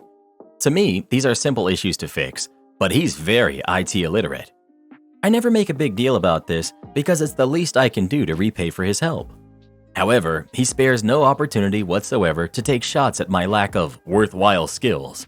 He'll say, often in front of family and friends, that I'm not a real man or that I'd be useless in an emergency, that sort of thing. Because he does a lot of stuff that I generally suck at, I bite my tongue and I don't say anything to him. This week changed that. We bought my daughter this massive climbing frame and swing set for her birthday. My wife and I were able to assemble most of it, but the last few bits, as well as anchoring it into the ground, were giving us issues. My brother happened to stop by to visit, so he helped, but my wife also called father-in-law to come and help. We got the job done, but again, the commentary continued, which was especially insulting considering my brother was here. Yesterday, we were out visiting him. I was there, as was my wife, his wife, and my wife's brother and his wife. He asked me if I could take a look at his laptop, as he'd had some sort of a virus. When I fired it up, it was one of those ransomware programs. Camera was showing the webcam feed on a fake police website. I was able to get his computer somewhat back to normal after a while, which took longer than he would have liked according to his comments. While I was bringing it back, he kept badgering me about what had caused the virus. Looking through his internet history revealed that he had been looking at a lot of stuff that he wouldn't want anyone to know about. It was out of my mouth before I had even finished processing the thought. Loads of these websites that you've been looking at have given you viruses and dodgy stuff. I'll get you a membership for my Norton account. You could have cut the tension with a knife. His wife looked super angry, and sister-in-law stifled a laugh. We left shortly after that, but on the way out, we heard the two of them arguing. My wife gave me both barrels in the car, but I said he's always giving me hassle, and I keep my mouth shut. Things have been frosty ever since, and I wonder if I went too far. Am I the jerk? Not the jerk, but your wife and her dad are. If someone in my family was speaking to my husband like that, I would have shut that crap down immediately. They can treat you with respect, or they can buzz off. You and your wife need to have a talk, then establish boundaries with her parents. I seriously can't stop laughing. Well, Dad, what did we learn today? He asked. He badgered you to tell him what caused the problem. You did so. Could you have done it better? Yeah. You could have offered to teach him how to clean his browser history. But did you do anything wrong? Not a bit. Play stupid games, win stupid prizes. Am I the jerk for asking for a tip back at a restaurant? This one's been keeping me up all night. I, 24 female, and my boyfriend, 24 male, like most people, appreciate a good bubble tea. A week ago, we went out and grabbed lunch and tea at a bubble tea place in our town. The restaurant is not a full-service restaurant, but it is one of those places where you order at the front and they yell out your number when it's ready. I always thought the rule was that you tip in sit-down restaurants where you're being served, but not in places where you grab something at the counter, unless you leave a little change for a tip jar. In sit-down restaurants, I'm a stickler for always tipping at least 20%. So we ordered, and the woman behind the register told us the total, about $35 for 2 meals and drinks, a bit of a special splurge for us student loanees. I put my credit card into the card reader, and then took my hands off and waited for the usual directions to pop up again, without touching the screen. They all came up, as usual, 15%, 20%, 22, or 25. But then, before I could click skip or touch the machine at all, the button for 20% lit up orange and automatically charged me a $7 service tip. The woman at the register immediately printed and handed me the receipt for $42. Flustered, and in the heat of the moment, I awkwardly explained that the price was wrong, that I hadn't selected the tip, and that the machine had randomly added it on. The woman behind the register looked at me with a blank stare and said, "So, do you want me to take off the tip?" I said, "Yes, please." The woman had to call over a manager who also gave me a blank stare and confirmed that I wanted a refund for my tip. As they were printing off a special receipt in silence, I wanted to melt into a puddle on the floor. The manager handed me the tip refund receipt without saying anything, and I said an awkward, "Thanks," before scurrying off to the side to wait for the food. As we waited, my boyfriend made a joke about hoping the staff didn't do anything gross to our food after what had just happened. I asked him if what I had done was horribly awkward, and he said, "Well, yeah, I wouldn't have asked for the tip back." I told my family about what I did, and my dad disagreed. He said the card reader was clearly broken or rigged, and wondered if the rigging could have been intentional. My mom thinks that's unlikely. My sister said that next time, you should just pay the $7. It's not worth it. Honestly, I agree with my sister at this point. I'd absolutely pay the extra $7 just to avoid that incredibly awkward situation. But I have to ask Reddit, am I the jerk? Not the jerk for asking for the tip back, because that sounds like some shady stuff. However, you should really be planning to tip at least 15% on takeout orders at any establishment. Why? Because the owner is offsetting their labor costs with your tips. The only reason your order isn't more expensive is because they're expecting you to subsidize their employees' wages. And for any of those "I reject tipping culture" people, yeah, it's awful, but you're not changing the culture by not tipping, you're just passing the hit onto the person making $2.13 an hour. You're the jerk. In case you're wondering, they totally did stuff to your food. I've worked in the restaurant industry for almost 10 years, and everywhere I've ever worked, if we had someone pull some crap like this, you don't even want to know what we would have done to their food. If you can afford to go out to eat, you can afford to tip. Takeout or not, if you seriously can't afford a $7 tip, just stick to Dollar General hot dogs. You're the jerk. Something tells me you've never worked in the food industry before. It's always the people who have never worked in the industry that feel entitled to great service but refuse to leave a tip. Takeout still requires so much to go on behind the scenes in order for you to get your food. The least you could do is leave a small tip for the people who work there. I guarantee you that everyone working there that day talked about you for the rest of their shift. I know I would have. Well, what do you think? Is OP a jerk for asking for the tip refunded or not? Please let us know. After reading so many stories similar to this one, I kind of just avoid restaurants like the plague. Business class upgrade, if there is room. I used to work at a regional airline. The jet we used for our flight to the big city had 6 business class seats. The business class service was really good for a 2-hour flight. It included a full bar service, a hot meal, warmed bread basket, followed by a trolley with dessert and signature coffee. The good old days. One of our regular travels was a local business owner who was just a slimy businessman. He had a reputation for making a lot of money from some pretty shady deals over the years. We would roll our eyes when we saw him coming to the check-in counter because he would always name drop and ask for special treatment. He always used the business class check-in line even though he was usually in economy. He didn't have frequent flyer status, but he was buddies with one of the airline executives and always let us know this fact when he checked in by making sure to tell us that he was good friends with Vice President Karen. He would always ask for free upgrades, extra baggage, not charging a change fee, last-minute discounts, etc. If he didn't get what he wanted, he immediately called VP Karen, who would usually then call us and approve whatever it was that he wanted. So one day, Jerk checks in for his flight to the big city and of course name drops and asks for a free upgrade to business class because I'm friends with VP Karen and they said it would be okay. He was traveling on a discounted ticket that was not eligible for upgrade, even if he did have an upgrade coupon, which he didn't. I informed him that he was not eligible for any upgrades on this ticket and gave him his boarding pass and sent him on his way. Of course, he flips open his cell phone and immediately calls VP Karen. Within 2 minutes, the phone at the check-in desk rings and it's VP Karen authorizing me to override the policy to upgrade Jerk to business class with no upgrade coupon required, if there's room. The flight that day wasn't that busy and only one person booked in business class, leaving 5 open seats. I was really irritated, but I begrudgingly put Jerk on the upgrade list anyways. He returned to the check-in counter and picked up his standby boarding card and gave me that smug, told you so, look. But then what VP Karen said clicked with me, if there's room. The next passenger I checked in was a super nice lady, big smile, friendly, please and thank you. Oh, thank you so much for checking my bags to my connecting flight. That's so nice of you.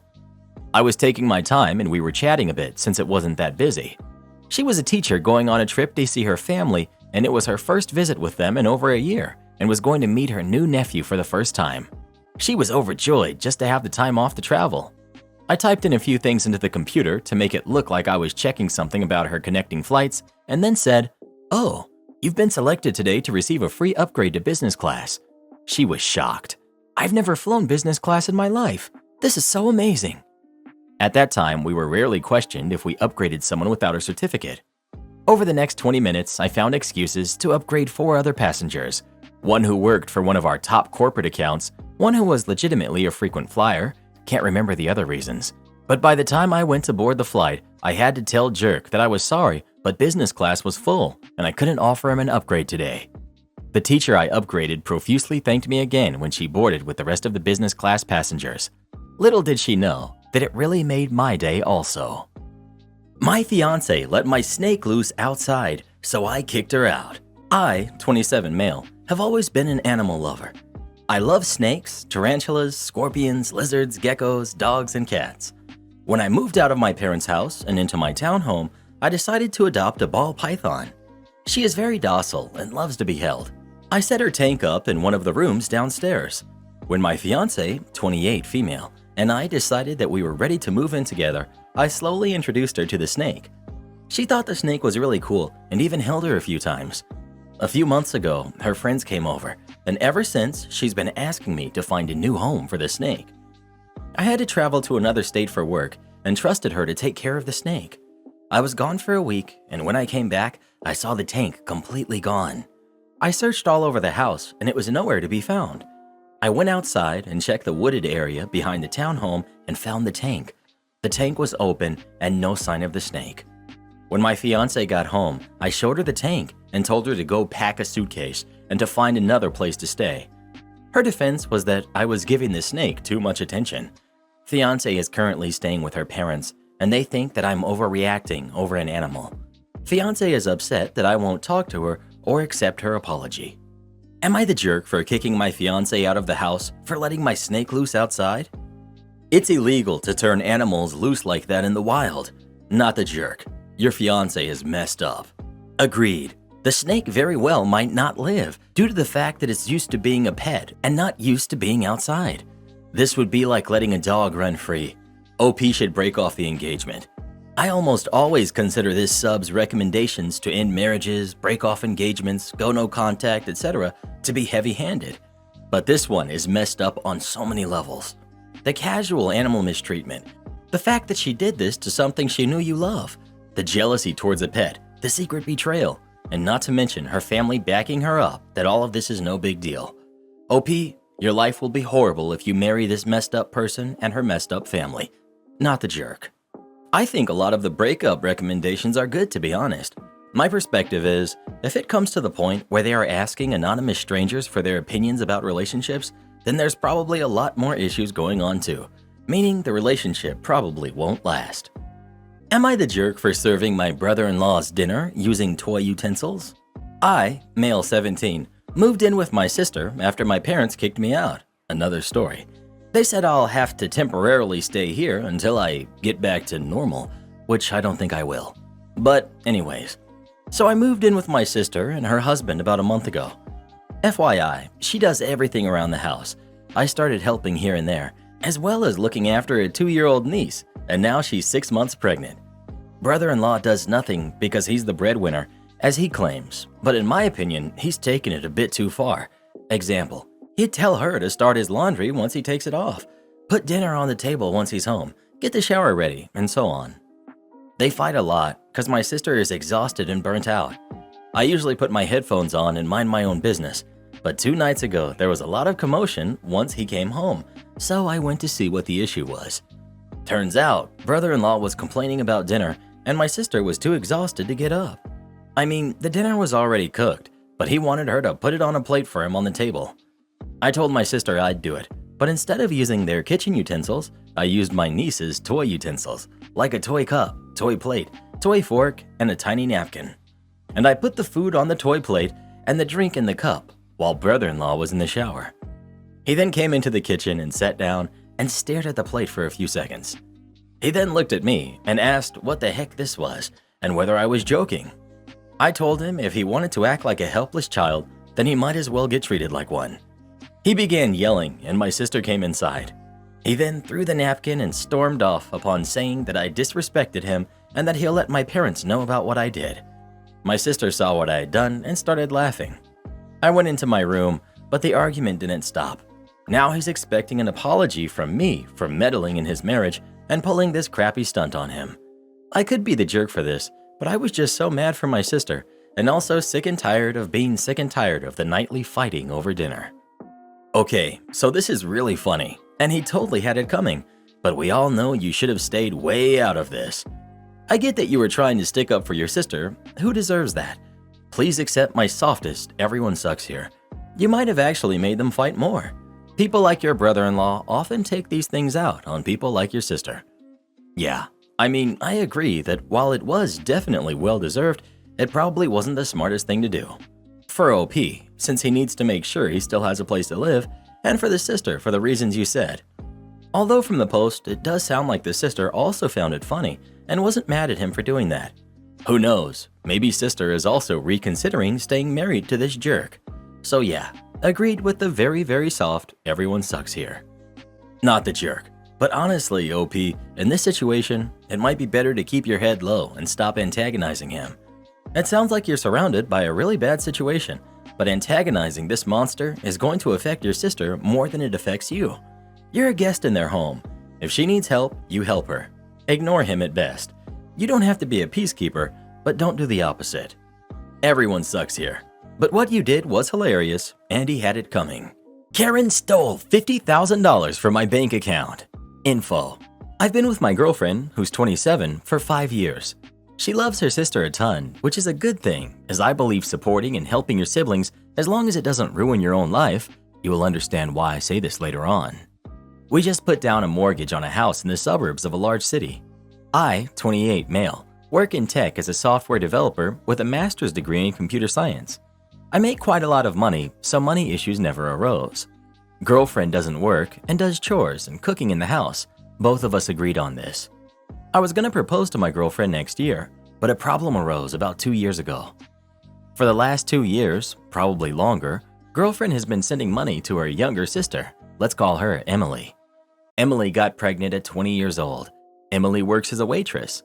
The father is bouncing from job to job. Emily says that he is very lazy. He'll disappear hours at a time without telling Emily where he's going or what he's doing. Emily has asked my girlfriend on several occasions for money. My girlfriend, being the nice and sweet person she is, says yes all the time. It started off as paying for diapers, no problem. Then baby clothes, which also no problem. Then daycare, which I just brushed off. I talked with my girlfriend saying we can't always pay for everything and that helping out for a couple things is okay, but not everything. Girlfriend reassured me and said it would be stopping soon once they got their feet picked up, which is fine. One day I hired a financial planner.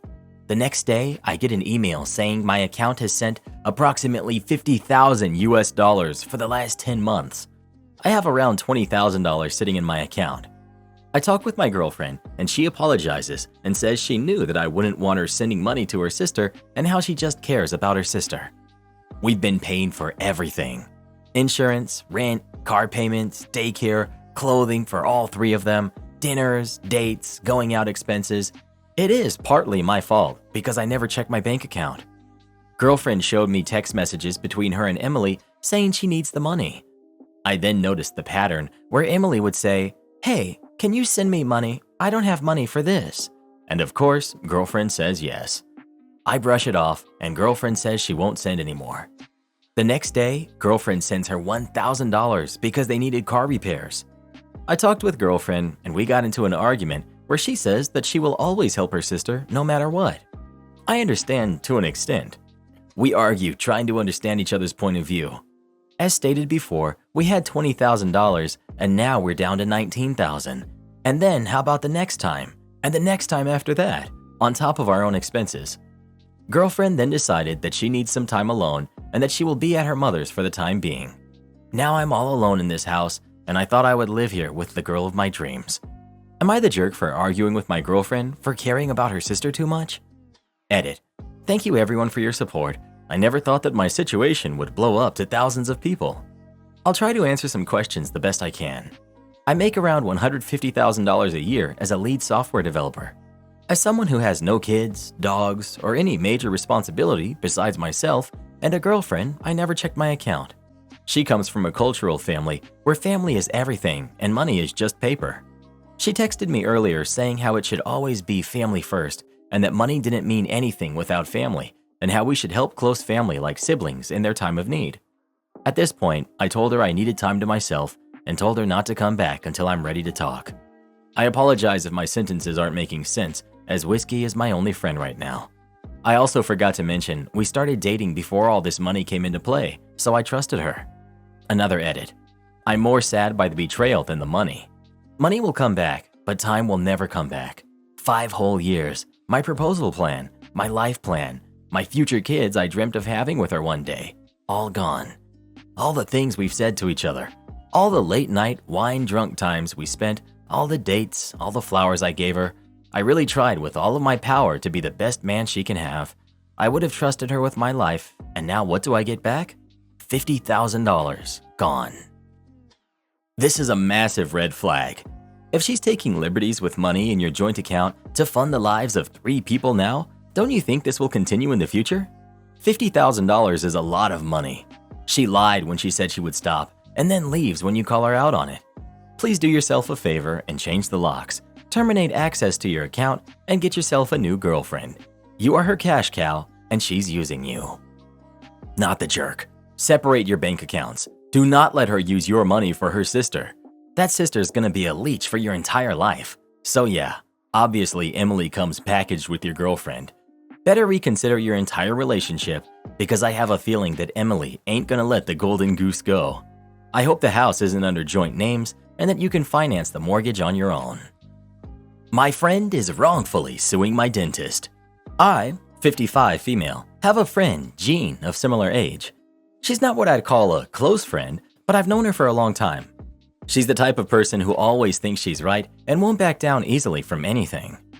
A few months ago, she had a toothache and asked me which dentist I used. My dentist is amazing, so I recommended him.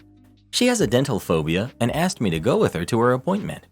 He was lovely to her, spent a long time talking to her, explaining everything, put her at ease. She had a big abscess under one of her back teeth. He said it either needed a root canal and a crown or extracting. The root canal and crown would be around 1,000 pounds total, and he was really clear to her that it was a big abscess and that there was no guarantee that root canal would work. He actually said the odds were 50-50 and it might be better to extract the tooth and put that money towards an implant or bridge instead. He said he could offer no form of guarantee or refund if problems happened. He was clear in what he said, and I know she heard and understood that the odds weren't great. She decided to go ahead with the treatment. I went with her to one further appointment, but not all of them. Fast forward a few months. Everything was okay initially after the root canal and crown, but then she got another infection.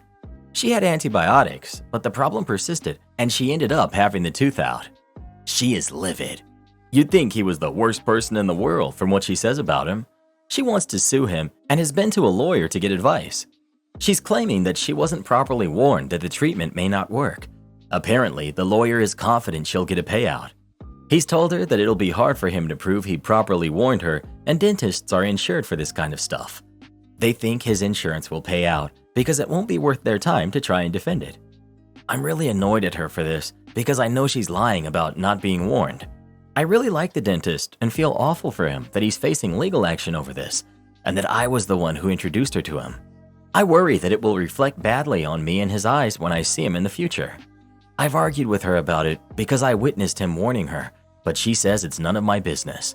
Her view is it doesn't hurt him because he'll have insurance. Like I said, she doesn't back down from things. I feel so strongly about this that I want to send a written statement to the dentist that he can use back against her. I would state that I witnessed the appointment when he warned her and that she clearly heard and understood what he said. I know that in doing so, I would probably lose her as a friend, but to be honest, I don't care about that at this point. My husband thinks I should do it. He's never liked Jean. He describes her as a nightmare and thinks I'm best off without her as a friend. So, would I be the jerk if I did this? Not the jerk. Not only is she scamming, but it will put a mark on his record professionally and more than likely result in him having to pay higher insurance rates. You would not be the jerk. Back up the dentist. You know he warned her. You heard him. You are a good witness for him. Not the jerk if you do. I'd flat out tell this friend to knock it off or you will help the dentist because you and I both know you were told the odds. What a crappy friend. If she's so sue happy, she should have picked a random out of the yellow pages. Am I the jerk for making my girlfriend cheap lasagna? I, 24 female, make a delicious lasagna from scratch that takes hours and lots of money to make. It's so good that friends and family ask me to make it for them for birthdays instead of getting them a gift. Last month, I decided to make it for my girlfriend, who's 23. I spent a lot of money on the ingredients and then more than half of the day making the herb-infused fresh pasta dough, the ragu, etc. When she came over, she took a couple of bites and said that she didn't understand why I spent so much time and money on it because it tasted exactly like the lasagna that she would make with stuff she bought from the store. She said it tasted exactly like it. My feelings were a little hurt, not gonna lie, but I understand that everyone has their own tastes, and I just told her I'm sorry she didn't like it that much and then kept it pushing and suggested that we watch a movie. Flash forward to yesterday. She was coming over for dinner and I asked her what she wanted to eat, and she said lasagna. So I popped over to the store and got panzani sauce and pasta sheets to make it because A, she said my lasagna and the quick-made one tasted the exact same, so no need to spend a lot on ingredients, and B, because even if I had wanted to make my recipe, I wouldn't have had the time since it takes me an entire afternoon, which is why it's a special occasion thing. So she showed up at my house, took one bite of the lasagna, and then spit it out and said that it tasted different. When I told her how I made it, she got really upset at me and said that I wasn't putting in effort and that she was expecting to have a real meal and not something cheap. I pointed out the comment she made the last time and she rolled her eyes and said she was clearly exaggerating. So then I got upset because, what? The situation got brought up to our mutual friends. Most have stayed out of it, but 2 of them think I'm the jerk because my girlfriend clearly meant that she wanted my special lasagna, which is why she asked for it as dinner, and that I should have let her know beforehand that I was going to make one using pre-made sauce, etc. I think it was clear that that's what I was going to do because she literally asked for lasagna 2 hours before coming over, which is not enough time to make the special one even if I wanted to. Am I the jerk? To clarify, the cheap lasagna tasted just fine, pretty tasty even, just not all that comparable to the original one in my opinion. Your lasagna just saved your life. It revealed your girlfriend for the petty, ungrateful person she really is. Now you can safely escape before you signed a lease, bought a car, got married, or had kids. Not the jerk, and praise be lasagna. Not the jerk. Boy, you really can't win with her, can you? You make good lasagna, she complains. You make simple lasagna, she complains. That must be exhausting to figure out what she actually wants. You don't move cars in the wrong spaces? Well, I'll park here then. This happened to me back in early 2015. We just recently made the move to purchase a new electric vehicle. At the time, the batteries in electric vehicles were small compared to today and only had around a 60 to 80 mile range. Well, one of our first larger journeys was to a shopping center about 60 miles away. We chose to go to this shopping center as it was also one of the first places to have electric vehicle charging compared to other shops, and at the time, the charging was still free. So we hoped to go there, get a free charge while shopping, and then head home with a full battery. Before we set off, we checked the charger was working through its app, and once we were happy, we made the journey. When we arrived, we found where the chargers were placed and ran into our issue. They were working fine, but they were fully blocked by non-electric vehicle cars. The bays were marked, but for whatever reason, people had parked in them. No worries, I thought, and I went into the center to find the information desk to ask if they would announce for whoever had parked there to come move their car. They said they didn't do that and that they wouldn't. I explained I needed to charge to get home and could they please make an exception. They would not, and so I angrily dropped a hint about them clamping the car or leaving a ticket on it. They said they don't do that either. In fact, the car park was not monitored at all. It was free to park there for the day, so no cameras were needed to monitor the car park, and there were no car park attendants. So, you don't do anything about incorrectly parked cars? I asked. The answer I got was a firm no from the information desk person, and they really didn't want to be bothered again. As I got back to the car, I saw there was a pavement to the edge of the chargers. The chargers were situated close to the building, but the pavement was in a place that wouldn't be used much when walking around the car park. It also didn't lead anywhere, and more importantly, didn't lead to any disabled or parent parking spots. It was also very wide, which gave me an idea. I then drove to the end of the car park, mounted the wide pavement, made sure there was no one around, and slowly drive to the chargers. My cable then reached. I started the charge, locked the car, and went shopping. I got back to the car at the end of the day with some form of employee, possibly security, but wasn't sure, in front of the center looking perplexed at our car parked on the pavement. I just unlocked the car, pulled the cable away, and drove off with a full charge. Safe to say, the next time I went a year later, there were signs on the electric vehicle bays stating parking restrictions. There was a fine for non-electric vehicles, and they were marked with more paint to make them extra obvious. Oh, and a couple of bollards at the end of the pavement where I mounted the curb. Am I the jerk for refusing to go to a child-free wedding if my son can't go? There's a lot of stories on here regarding weddings and child-free weddings and overall entitlement, but I want to know if I'm right by saying this situation differs to the rest or if I'm just being a jerk. My younger brother and sister-in-law are getting married next year, 2024, and sent out the RSVP earlier this February, which is when this whole fight started. The invitations include tickets to the wedding, along with the dress code and a semi-letter letting the attendees know that this is a child-free wedding, along with a few other formalities and rules, whatever they want to call them. Not my wedding, not my rules to make. Plus, I don't have kids. My only kid is 16, and I'm a single mom. So the whole idea of going to the wedding to enjoy a fun night to myself without kids is not something new, nor is it something I've had to worry about for a while. The issue isn't with the rule. The issue is that the invitation originally came with 2 tickets, and we didn't think much of it because he's not a kid, so why wouldn't he be invited? Turns out, the no kids rule involves anyone under the age of 18, and we found out when my son brought up the wedding during a family dinner, and both my sister-in-law and brother seemed taken aback, which then led to questions, and them finding out that they had accidentally sent out 2 tickets, which then led to an awkward conversation and my son getting uninvited in front of the people present. I'm genuinely trying really hard to understand their side and the fact it's their wedding, not mine, but I can't get past the idea of the way they did so and how they made my son feel. Also, the fact that I had my son at a really young age and his dad was never present, so my brother was like a big brother to my son. So I think my son and me are quite hurt at the idea of my son not attending. I would say me choosing to not attend is nothing personal, but I'd be lying if I did so. I've been getting called immature, petty, and a jerk, but I think the situation would have been different had it been made clear my son wasn't going to be invited from the start and not to get his invitation revoked randomly. Edit. Am I confused and a little upset my son isn't invited to the wedding? Yes, sure. Is that the reason I'm debating on not going? No. My decision to not go is based entirely on their attitude through what's been going on this month, and it's also been based on my son's current feelings.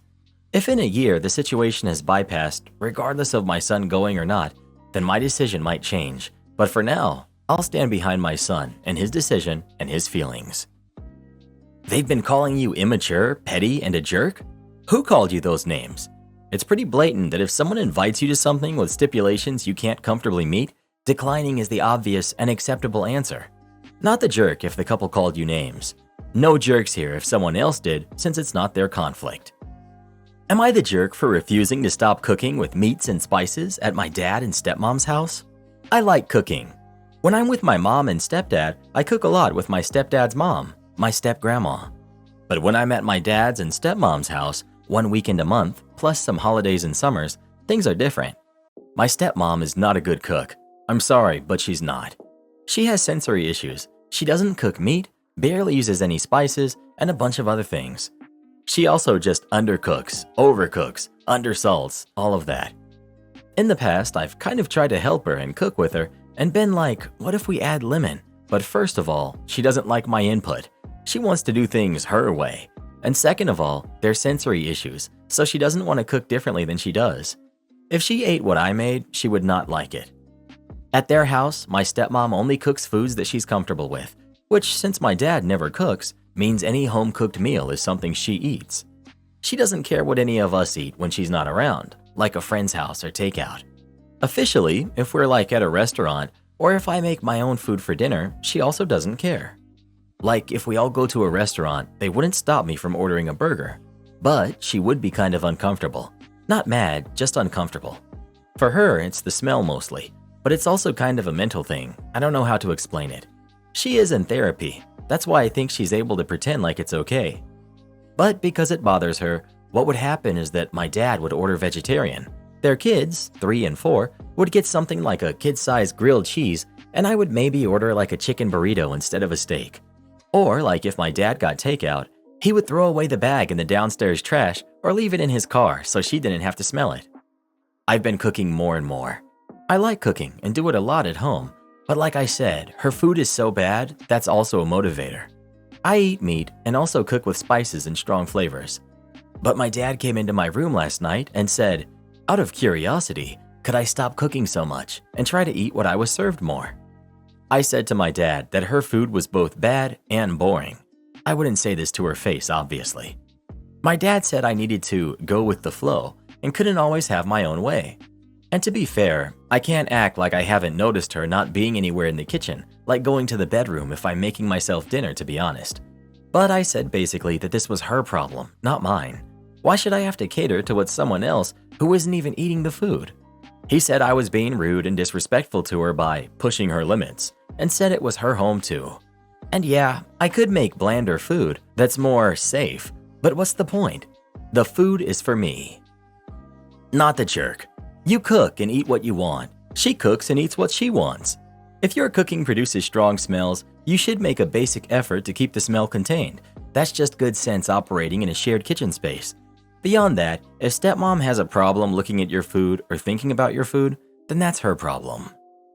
Am I the jerk for not washing my hands at 3 a.m.? Last night, my significant other, 28 female, woke me up, 29 male, at around 3 a.m. to tell me that I had thrown our dog off the bed while sleeping. I was a bit annoyed that she woke me up, so I went to the kitchen to grab a glass of water and use the restroom. I tried to stay as sleepy as possible to fall back asleep quickly.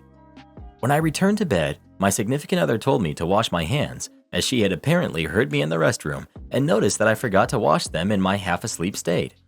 I told her that I just wanted to go back to sleep and didn't want to argue since I had sprained my ankle a bit earlier in the evening. However, she continued to ask me to wash my hands repeatedly. After some back and forth, I decided to sleep in the guest room instead of our bed. I am aware that I should wash my hands after using the restroom, but I was annoyed that my significant other wouldn't drop the issue, and I couldn't fall back asleep until about 5:30 a.m. The next morning, I woke up in a bad mood, and she asked me jokingly why I had slept in the guest room. I told her that I had slept there because she woke me up for the dog and wouldn't drop the hand washing issue. I expected an apology from her since I thought waking me up for the dog was inappropriate. However, she told me that it was my fault for not washing my hands and that I should have tried harder to fall back asleep. She said I was being dramatic and needed to get over it. I got frustrated because I had asked her to drop the issue several times during the night, but she had ignored me. I got angry and told her that I should have washed my hands, but that waking me up for the dog's comfort was ridiculous and that she should have dropped it when I asked her to. I then told her not to talk to me unless she had something else to say besides, "You're overreacting." She left for work, and I'm now typing this in my home office, feeling upset. We're at a standstill where I feel like I need an apology, and she feels like I'm being dramatic. I tend to get angry quickly when I'm sleep deprived, so I know that I may be in the wrong here. I need some outside perspective. So Reddit, am I the jerk? Not the jerk. If the woman was truly concerned about germs, she wouldn't be letting the dog sleep on the bed. Does she clean his paws before he enters the house with the same vehemence that she expects you to wash your hands?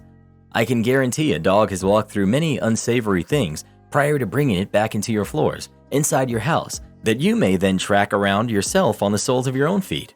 Not the dog's fault, just facts. Also, waking you up at that time of the morning, unfair. I suggest the next time something like dog evicted from bed happens, wake her up at bum o'clock in the morning and see how she likes it. Literally my exact thought. Dogs are dirty. Don't get me wrong, I love dogs and I have one of my own, so I know for a fact that dogs can be a little stinky. They run outside on the dirty ground and walk bacteria all through your house. So unless the girlfriend is cleaning the dog's paws after every single time he goes outside, then she doesn't have a leg to stand on. Not the jerk. Am I the jerk for not agreeing to change our son back to public school? So I got a job at a private high school. The school gives free admission to the kids of faculty and staff, as well as to their lower grade schools. These schools are way better than the public schools in my area. I want to send my son to the private elementary school. Unfortunately, my son's mother was not really on board with this. She thought it would make things difficult since she also has a daughter who will be starting school next year. Our custody agreement has a part where we can't change our son's education without both of us agreeing, so my son couldn't go unless his mother said yes. Since the main issue she had was her daughter not being able to attend next year, I told my ex about the school's policy that siblings of current students have priority on the admission list. So with our son enrolled, she will also be able to enroll her daughter. My son's mother was happy with the idea after that, and they agreed. The school has really early deadlines for things, so my son's mother was trying to enroll her daughter for the next school year. That's when she found out that while her daughter would get priority admission, she would have to pay tuition. The school does offer scholarships, but they're more for exceptional or diverse students, so her daughter is way down on the list. My son's mother is now very upset by this and thinks I tricked her, even though it was obvious her kid wouldn't get in for free since she's not my kid. Still, she is insisting it's going to create problems down the line. For example, she thinks it will cause animosity between her daughter and our son, as he will have more opportunities. She also said it would be hard to deal with the kids being in different schools because they're far apart, about 15 to 20 minutes drive difference. She wants to change our son back to public school, but she can't unless I agree to it. I still don't see the point. She hasn't made a convincing argument. On my side, the school is way better than his old school, and he's happy and settled, and he has friends at his new school. On her side, her daughter may get a little jealous, and she may have to drive a little more on the days she has our son. Edit. Just so everyone knows, I have since told my ex that I can drive our son to and from school every day if it makes things easier. Not the jerk.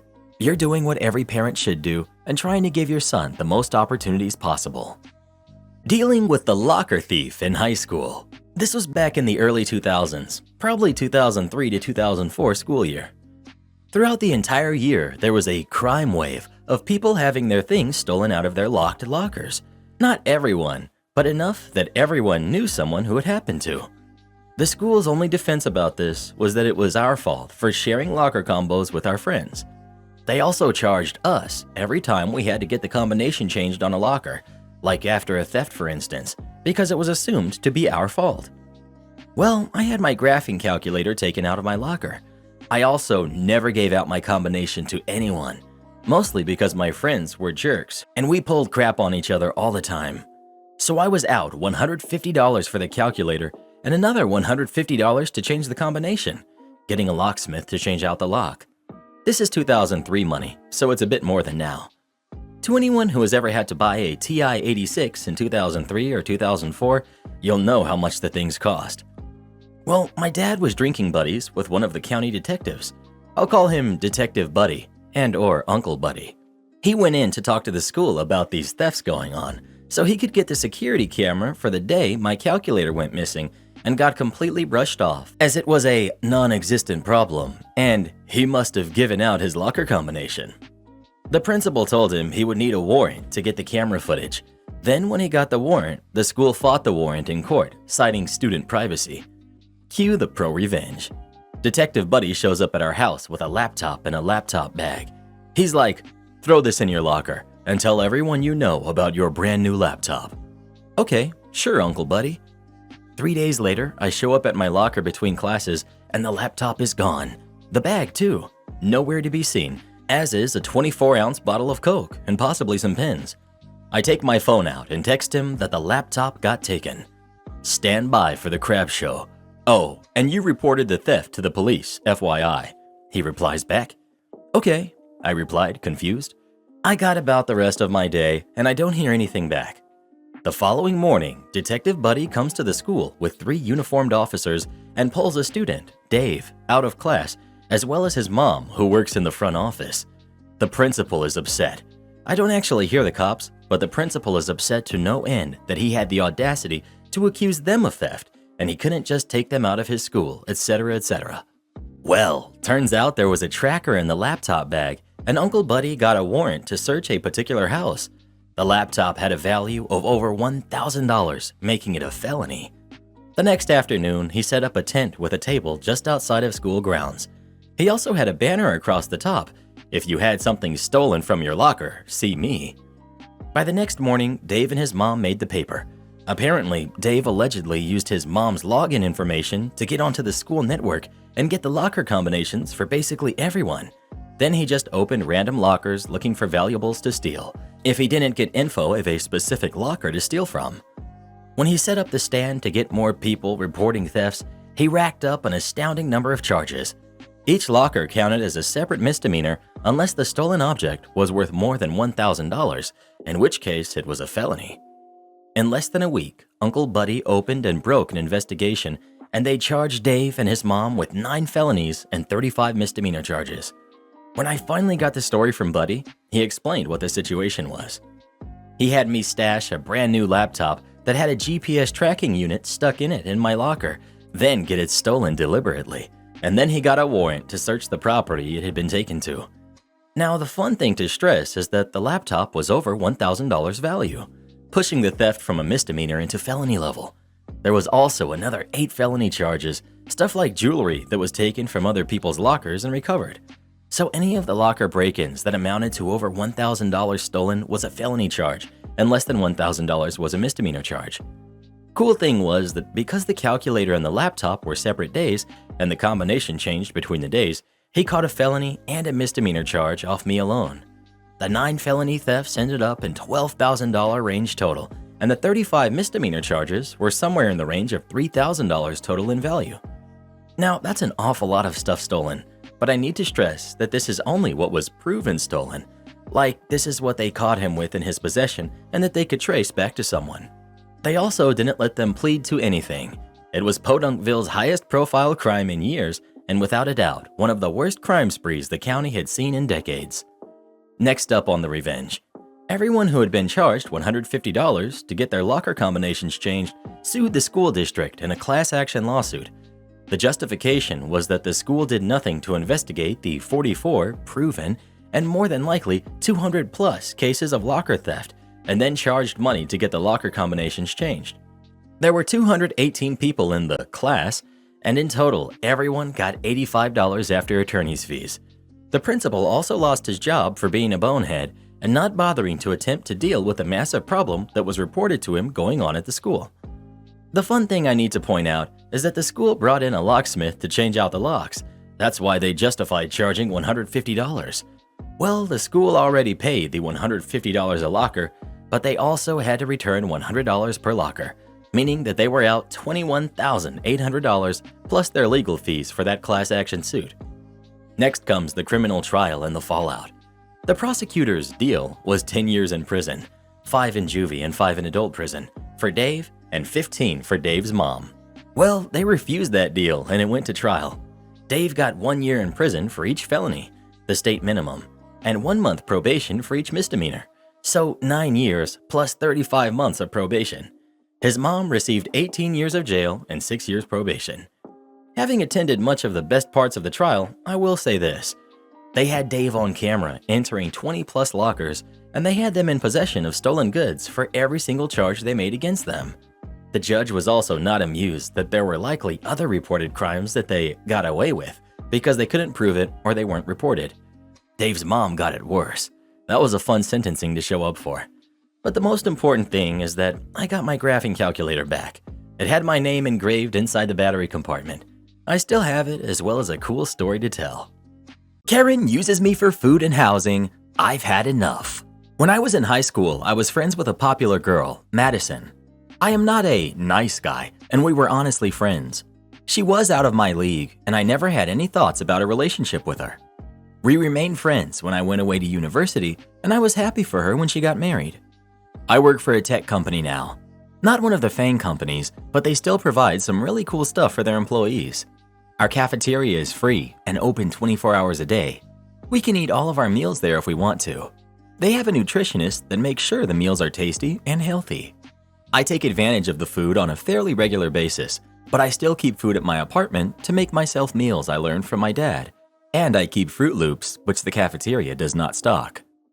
5 weeks ago, Madison left her husband and asked if she could stay with me while she figured things out. I agreed since I have a spare room and we're friends. I thought it was a more temporary thing.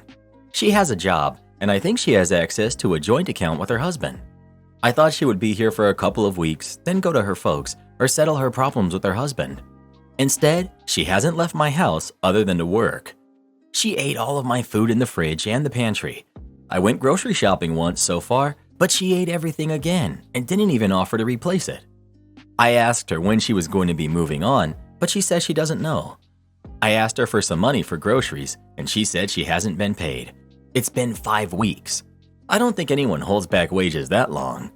So last week, instead of going to Whole Foods, I just started eating all of my meals either at work or at a restaurant on the way home. She asked me when I was going shopping, but I said I was too busy with work. She offered to go shopping for us if I gave her the money. I said I was too busy to cook food at home.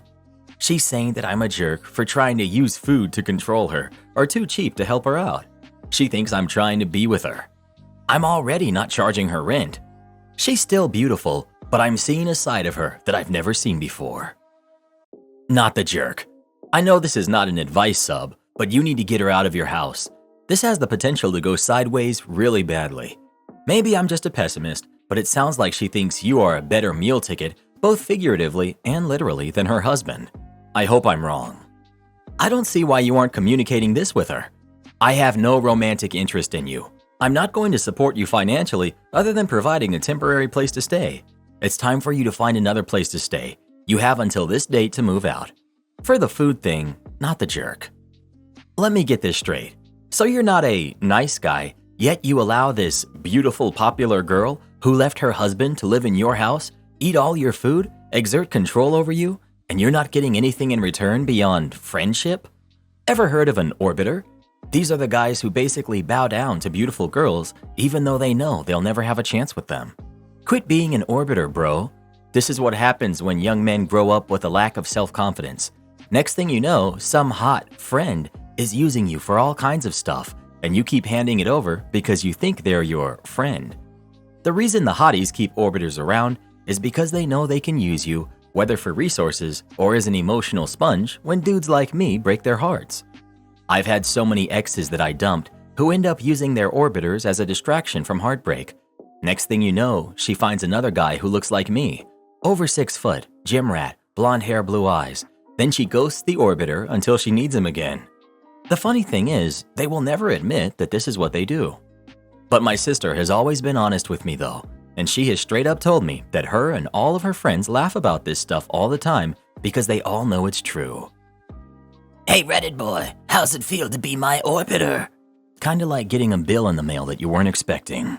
Am I the jerk for blowing up on my husband over chicken Alfredo? I, 38 female, am married to my husband, 42 male, and we've been together since our early 20s, and we have 3 kids who are all under the age of 10. He's a mechanic and works anywhere from 60 to 80 hours a week, while I work as a hostess 3 days a week at a restaurant while the kids are at school. I do the majority of the housework and childcare, and I don't mind, as I understand he has a hard job and he works a lot. We get the kids on the bus every morning because he leaves for work about 10 minutes afterward. All I ask of him is to do his laundry, as his clothes are covered in oil and grime and need to go in by themselves, and pick up after himself because the kids destroy the house enough. A couple times a week, he'll help with dinner and clean up at the end of the day as well. Over the last 2 months, he's completely stopped helping. He dumps his clothes on the laundry room floor, his half of the bedroom is a mess, he leaves cans and wrappers all over the living room, and he's even stopped getting the kids up, which has upset them as they love their mornings with dad. He's also been coming home hours later than usual. I've been letting it slide as he seems very stressed out, but a few days ago, he snapped at me for letting his clothes go unwashed. I reminded him that he always did his own laundry and he hadn't asked me to do it. I'd been doing it, I just hadn't gotten to it yet. He just grumbled and went to go watch TV. Last night I made chicken Alfredo. We have it about once a week because the kids love it and no one's ever complained. Well, he complained and moaned through the whole dinner. Said that since I'm not taking care of the house, I should at least put a good meal on the table.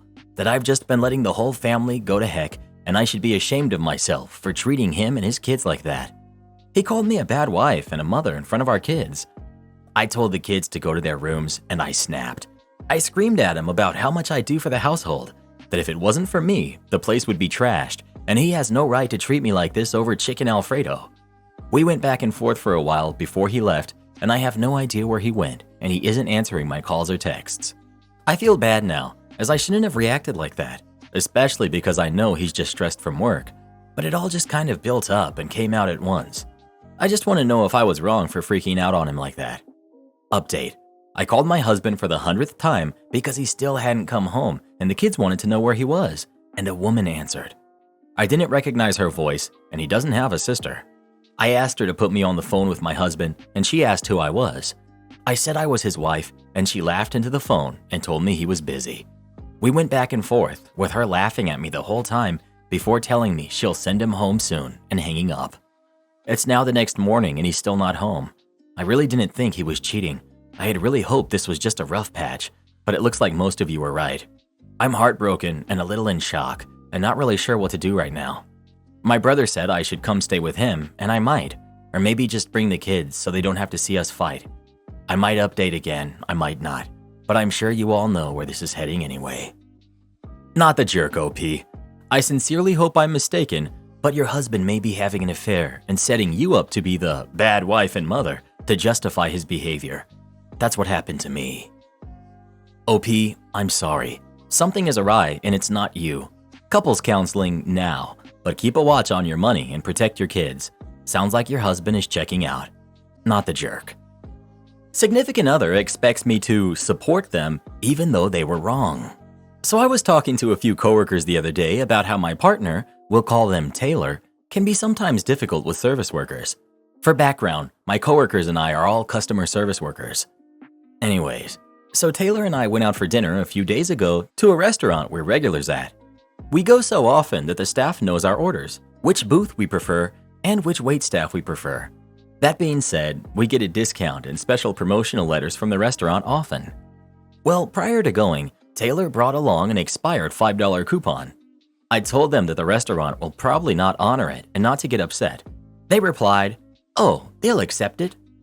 Once the bill came, Taylor presented the coupon and the waiter informed us that the coupon had expired a week ago.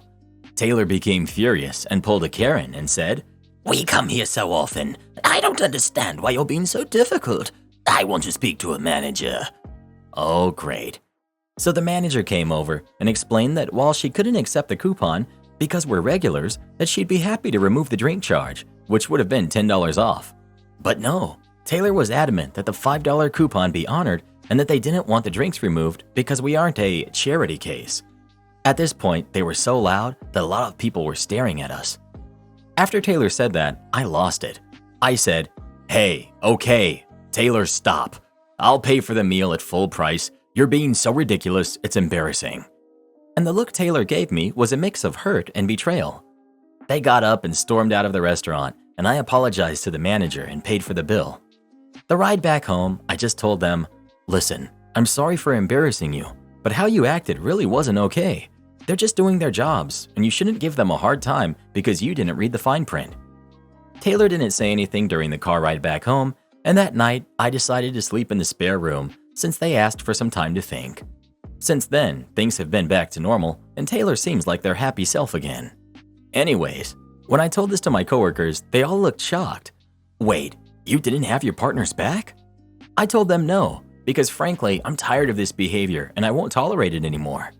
My coworkers started laughing and said that even if their partners were in the wrong, in the moment they would have supported them to avoid embarrassing them in public, which is basically what I did. They said instead of being a jerk to my partner, I should have supported them at the restaurant, and later I should have told them that they were in the wrong. So, am I the jerk for not supporting my partner, even though they were in the wrong? Not the jerk, but your partner is. Had you supported them, then you would have been a giant jerk too. Not the jerk. Being horrible to service workers is actually a deal breaker for me personally. They're human beings and should be treated as such.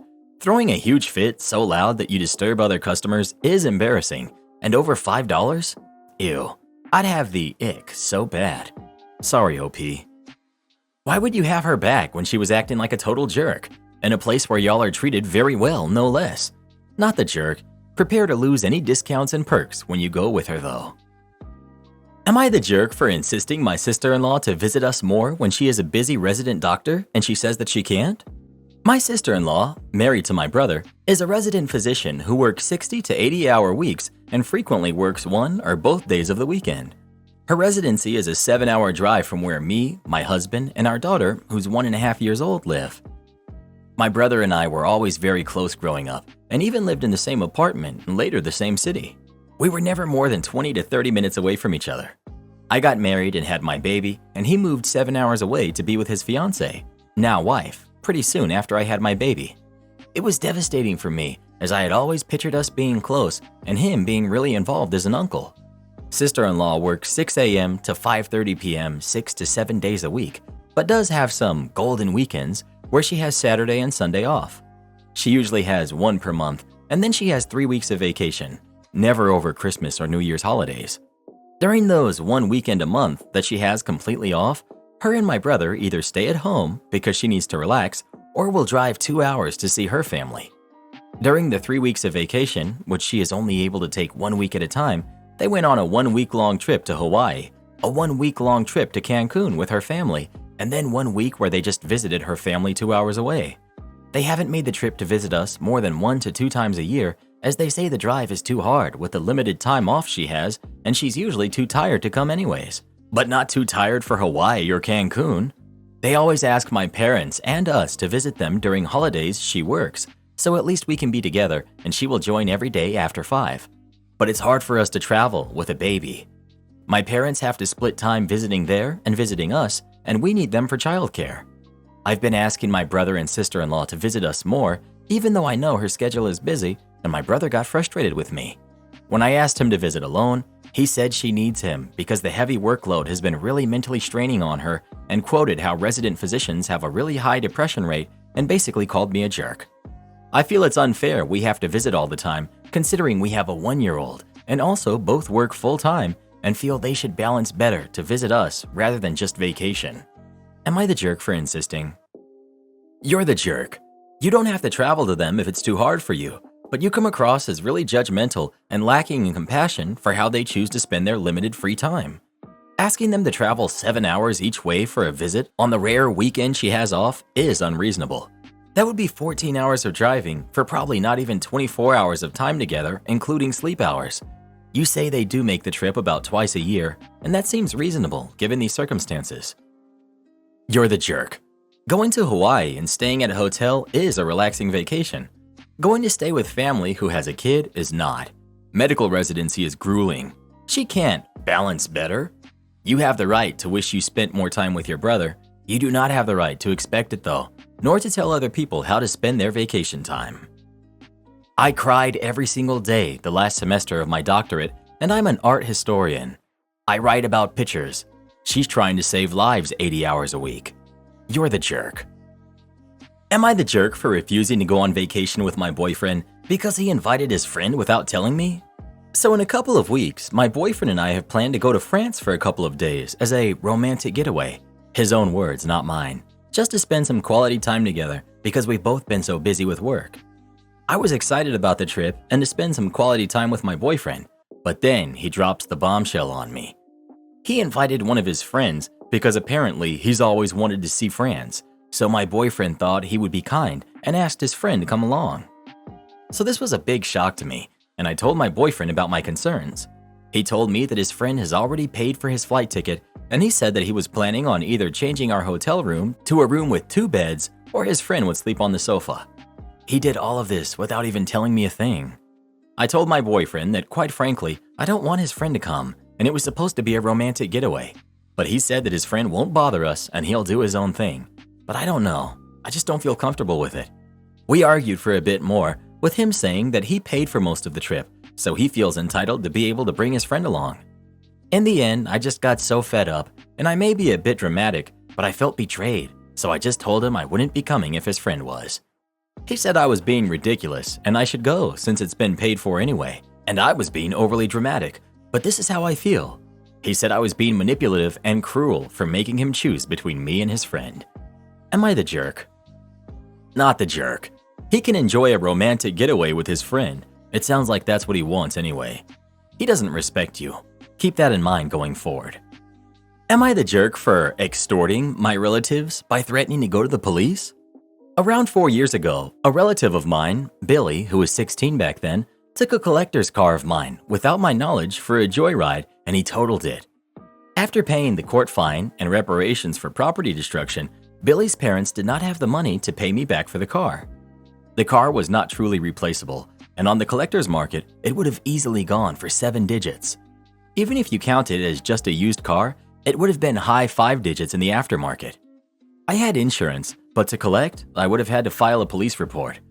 Billy's parents begged me not to, as it would go on his record and ruin his prospects for college. I agreed on the condition that Billy or his parents start paying me back once Billy reaches his majority, 20 in our country. We agreed on a price in the 6-digit range, but a lot closer to the used car value than the collector's value. It was about the price I paid for the car originally. We drafted an agreement that both of Billy's parents, Billy himself, and their legal witnesses all signed and sealed. 6 months ago, Billy turned 20. I waited a month for them to reach out, but nothing. At month 3, I sent a polite request for payments to start as agreed. Ignored. Sent more messages at months 4 and 5. No response. I messaged them saying if they did not start making good on what is owed, I would file a police report. Statute of limitations for Grand Theft Auto is 30 years in this country, so there's no waiting this out. They finally requested to talk. They tried to say that so much time had gone by that they had forgotten about it, and how we were family and I didn't need the money, so could I just let it go? I wouldn't agree. I'm not expecting significant monthly payments, but I do expect to see effort to make things right. They then tried to say how Billy had grad school aspirations overseas and his younger sister was starting college this year and they need the money. College doesn't cost nearly as much in this country. I asked them when they could see themselves paying. They only want to start payments after their daughter has finished school. I refused. Billy can get a part-time job and start paying. Things will be tight for them, but it's unlikely they won't be able to afford their daughter's tuition. It's possible that it would affect Billy's grad school plans, if these plans are real, which I'm not sure I believe. Since then, they've been bad-mouthing me to that side of the family, saying that I'm extorted money from them by threatening Billy's future. I've been getting a stream of texts from relatives who want to talk with me. I don't see why I should act like a good relative when this is the way that they are. Am I the jerk? Not the jerk. Filed the police report. Billy and his parents have no intention of ever paying you what they owe you. Filed the police report and collect the insurance. Billy is the one who messed up. No reason you should pay for him. Am I the jerk for wearing an Iron Maiden t-shirt to my first meeting with my girlfriend's parents? I, 28 male, have been dating my girlfriend, 23 female, for a few months. Things have gone well. We get along well so far, and I really care about her, and I hope things work out with us. Anyway, she recently invited me to come over and have dinner with her parents at their home. She still lives with them for now. We're getting more serious, and they wanted to meet me. If it's relevant, her parents are Indian immigrants to the US, and I am white. So I thought it was a completely casual meeting, and I wore an Iron Maiden t-shirt. I do happen to like the band, but that's not even why I wore it. That's just how I dress, and that shirt just happened to be clean that day. I went and met her parents and thought we had had a good meeting. However, my girlfriend is not happy with me. She feels as if me dressing in a t-shirt rather than a nicer button-up shirt was bad enough, but that wearing a shirt with skulls on it was, in her words, just obnoxious. I honestly just dressed for the meeting the way I usually do, and I didn't even think about it. I think that if she had certain standards, then she should have communicated them to me beforehand. But she thinks that what I did was obviously stupid and inappropriate, and that I should have known better. Is she right, or is she being too critical? You're the jerk, because you're an adult. Meeting someone's parents generally isn't an overly casual thing unless they specify that their parents are casual as well. Surely you own a nicer shirt than an Iron Maiden t-shirt, being an adult and all. You're the jerk. Try to put a bit more thought into your attire when meeting people for the first time, especially a girlfriend's parents. She didn't need to communicate her standards. You need to address your standards. Don't blame her for your lack of them. It's all on you. I'm amazed at the people acting like meeting the parents is a one-way street here and that he's expected to be 100% deferential. If there was an expectation, it should have been communicated to him. And in the absence of that, it's perfectly valid for an adult to dress however they feel comfortable. They're all adults. They don't get to dictate how other adults dress, nor do they get to dictate who she dates. And if they do, well, I'd like to get that out in the open as soon as possible personally. You did nothing wrong, OP, and the people insinuating that what you did was childish are the ones ironically being most childish. Adults don't whine about what other adults they know are wearing. Better to set the expectation that you don't dress up in formal wear in casual settings. Not the jerk. People judging you because of your perfectly fine clothes are very shallow. Not the jerk. Can you even imagine if the boyfriend was mad at the girlfriend for what she wore to meet his parents? Another fine example of Reddit hypocrisy going crazy on the guy because you're a dude. Am I the jerk for trashing the gift my girlfriend got me? So me, 28 male, and my girlfriend, 30 female, have been together for 8 years, and we've been living together for 4 years. Girlfriend has always been the artsy type and always has some personal project going on, but she has the tendency to get lost in her own world. We celebrated my birthday last weekend, and she ended up getting me a pencil sharpener. I don't use pencils, and the sharpener in question didn't even fit your typical number 2. It was purely for colored pencils. I also don't color. When she asked me if I liked it, I just quietly walked outside our home and tossed it in the trash. She was understandably upset and called me a jerk for doing that, claiming that I could have at least tried it. Here's the thing. She's been doing things like this ever since we started living together. She's been gifting me things that she likes and ultimately ends up using. For example, last year she got me a packet of Sailor Moon stickers. I don't even watch Sailor Moon, and she ended up using them all. She also gifted me a jewelry box one time. I don't wear jewelry, so guess who's been using it all this time? First world problems at its finest. So it's been a few days and she's still upset with me and has even got both of our parents to go off on me for trashing the gift. She even admitted she knew I would hate it and was planning on using it after I calmed down in a few days. A detail that she did share with others, but I'm still getting name called. Am I really the jerk? Edit. Nearly every comment says we need to talk about this. The thing is, we have more than once. She admitted she does this because she wants something, but decides to gift it to me to say, I tried. I asked if I gave her a wish list, would that help? And she said that she wouldn't even look at it. She, on the other hand, does have a wish list, which I do get her stuff from, and some of that stuff is actually expensive. Not the jerk. Seriously, she's buying you gifts for herself. She makes a habit of this. Have you turned it around on her yet? For the next gift you give her, get her something you really want, and she won't want. When she gets upset about that, explain that you thought that was how your relationship worked, since she buys things she wants when you get a gift. Sister-in-law and niece destroyed my plants, so I banned them from my house. Years ago, I really got into houseplants and started to collect them. Over the years, I've had up to 70, but whittled my collection down to about 35, just the ones I really love. My niece, Jenny, who's 14, has developed an interest in plants and will come over and we will talk about them, and she helps with propagation and repotting. I had to go out of town for 2 weeks to take care of some work stuff, so I asked sister-in-law and Jenny if they could plant sit for me. I told Jenny I would pay, but also give her a few cuttings as a trade-off. They agreed, and when they came over, I gave a tour and explained the care needed, and also showed off a few prized plants. Sister-in-law asked how much a few of them ran me, and I did share. This didn't seem weird because the family knows, and I've gotten some plants as gifts. Well, I returned from my trip and was horrified. They watered and gave the right amount of light, but they also decided to give a lot of my plants haircuts, big ones. My prized Cebu blue mother plant was destroyed. The climbing one too. My Mandula had been done the same. My golden that I trained up the stairwell, my string of pearls, hearts, and ruby necklace, all destroyed. My silver stripe. The worst was that my pink princess Philo had been reduced to 2 leaves, and my albo is down to 3. I don't even think they got nodes necessarily. These plants are expensive and prized. I basically broke down, and when they came to meet me to give me back my key, I screamed and screamed at them. Jenny started crying, saying I said I would give her cuttings, so she thought it was okay. I screamed at her to go home and get me what she stole from me and bring it back now, because she knew I didn't mean she could destroy my plants. Sister-in-law got between us and said, "What's done is done." I said, "No way, you're returning everything." Jenny said, "Mom already sold most of them on Marketplace." I lost it and just screamed and screamed at them until Jenny was crying and her mom got in my face and told me I was having a tantrum over plants. I told her to get out of my house and don't ever come anywhere near me or my home again.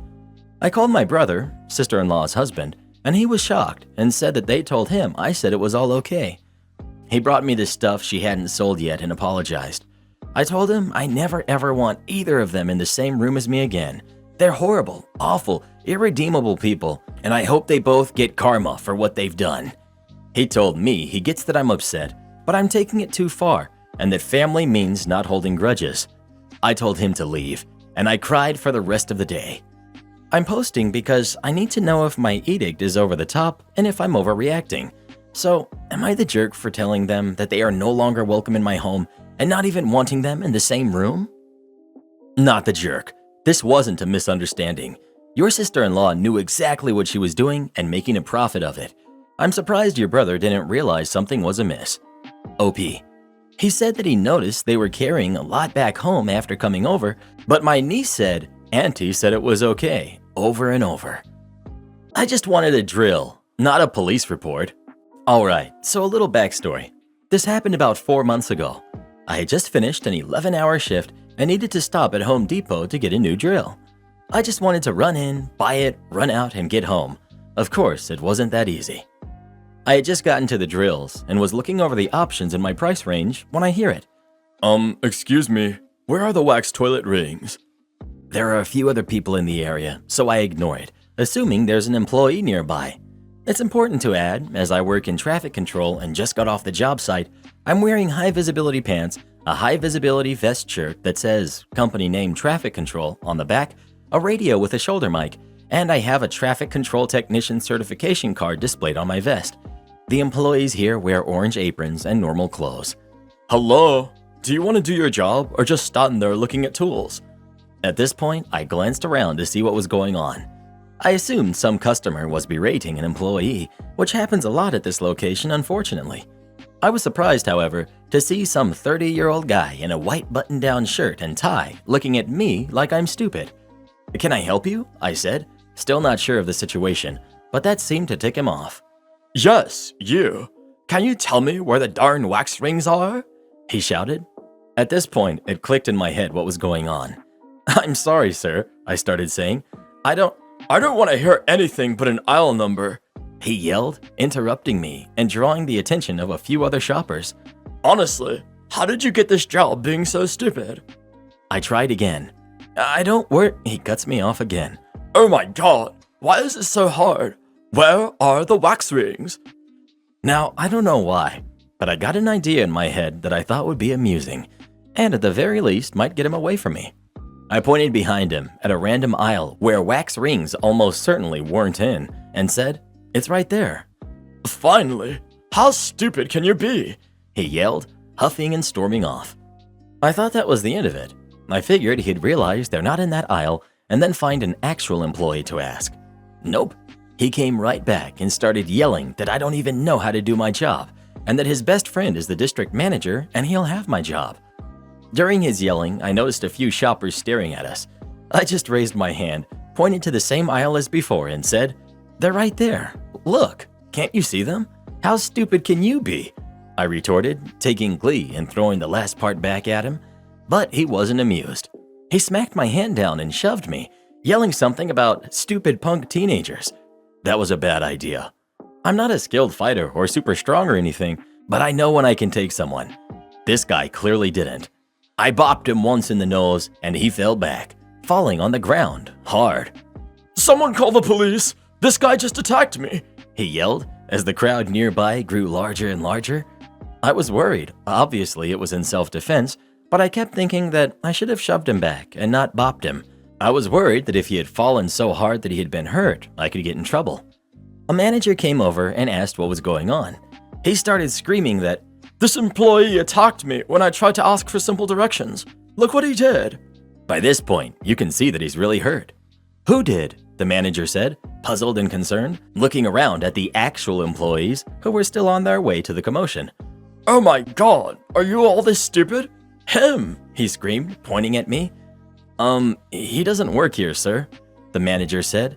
The manager got on the radio for more employees, ignoring the man's insistence that I do, and tells me to follow him. He takes me to the security office and has me wait for the police. Luckily, multiple customers and the cameras saw my side of the story, and since the police went to the injured person first to render aid, they also interviewed witnesses over there before coming to me. When they came in, I gave my side of the story. The police say it contradicts his version of events and that it matches the witness statements. They said the guy was yelling that he wanted me arrested and locked up. That's when the manager pulled up the footage, which showed him hit my hand and shove me, and I only bopped him after that and one time. Also in my favor, I was facing him with the drill shelf behind me when he shoved me, so I was somewhat cornered. They then asked if I wanted to press charges, and since he wanted to get me arrested, I decided, yeah, lock him up. They arrested him, and a few months later I found out he pled guilty and avoided jail time, but now he has an assault charge on his record. I honestly wouldn't have pressed charges if it wasn't for the fact that he wanted to press charges against me. I hope he learned his lesson and doesn't treat anyone that way again, even if they're a Home Depot employee. Karen demands I clean her apartment. I got her evicted instead. I'm 30, female. My husband has a sister, Anna, who's 29, who lives in an apartment my husband gifted me, with her boyfriend, Rick, and her daughter, who's 9. Anna doesn't work, and Rick has some on and off jobs, and they're always struggling financially. I mention this because my husband sometimes helps them out with money, which is why a couple of days ago I went to the apartment to drop off some cash. I only intended to drop off the cash and go, as Anna and I don't really know each other, but she opened the door and immediately ushered me inside. Her baby was crying, so she asked me to wait while she tried to get her to sleep. So I waited in the living room with Rick, who was doing some kind of remote work.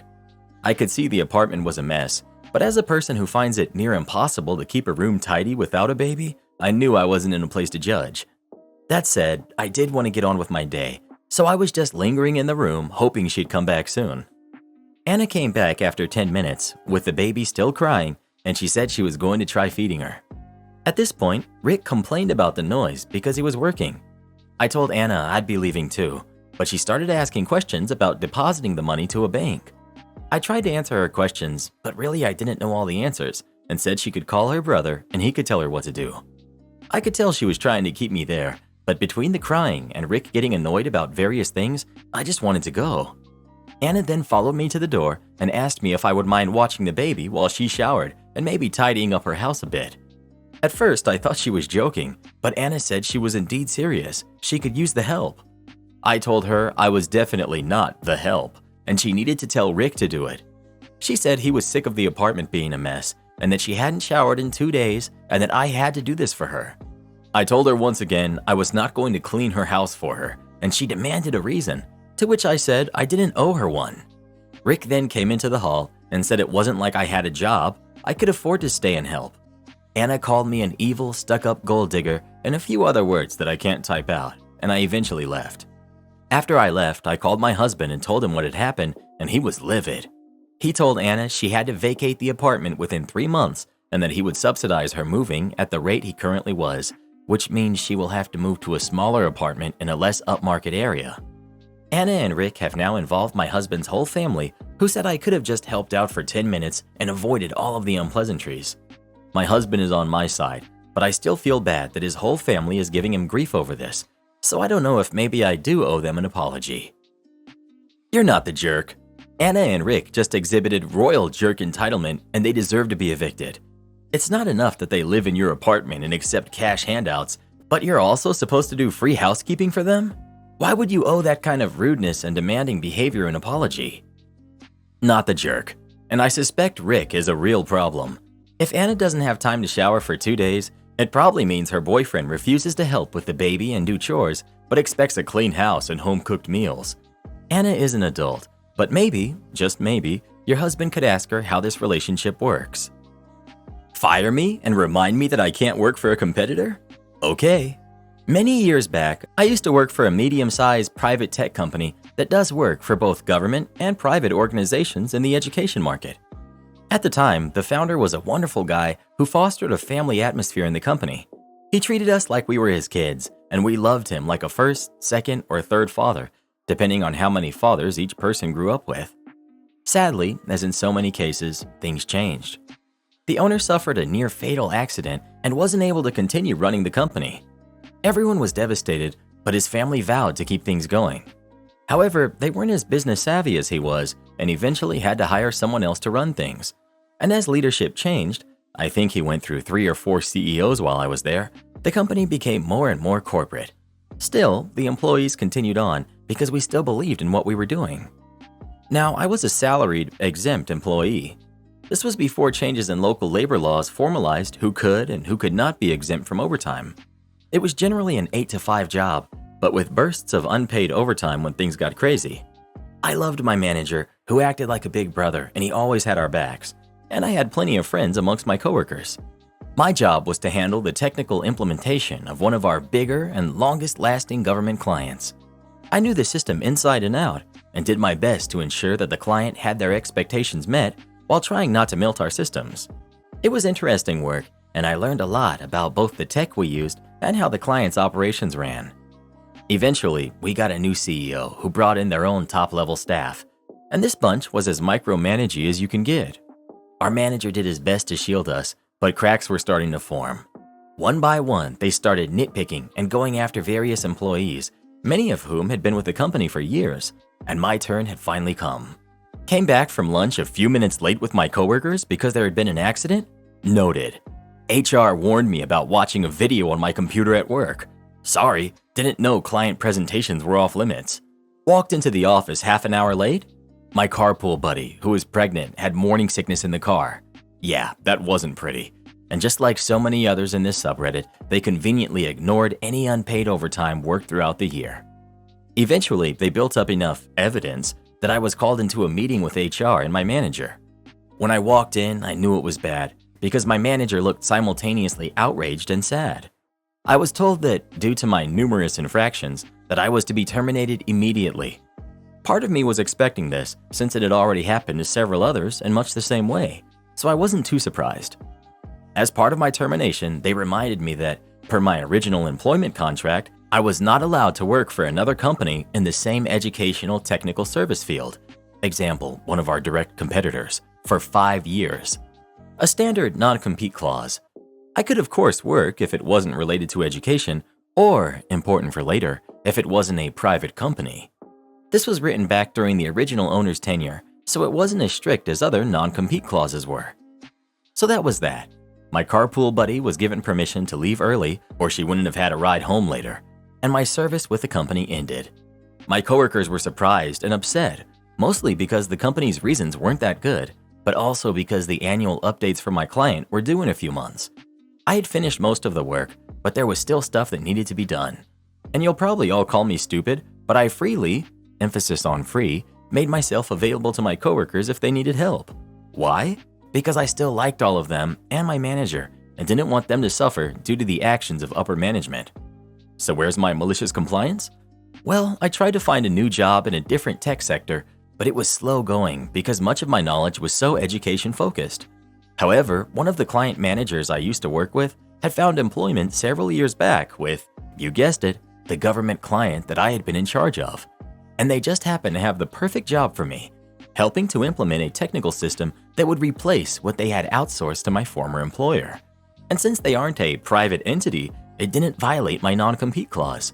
So I was hired, and a few years later, my former employer was informed that their services were no longer needed. I was told by the rest of the implementation team that if it wasn't for all the knowledge I brought with me, it would have taken twice as long to get things done. And my old employer? They're still around. However, after losing roughly 40% of their revenue, they've unfortunately had to downsize quite a bit. I did manage to pull a few of my old coworkers in with me, and the rest found other jobs where they're more appreciated and better paid in many cases.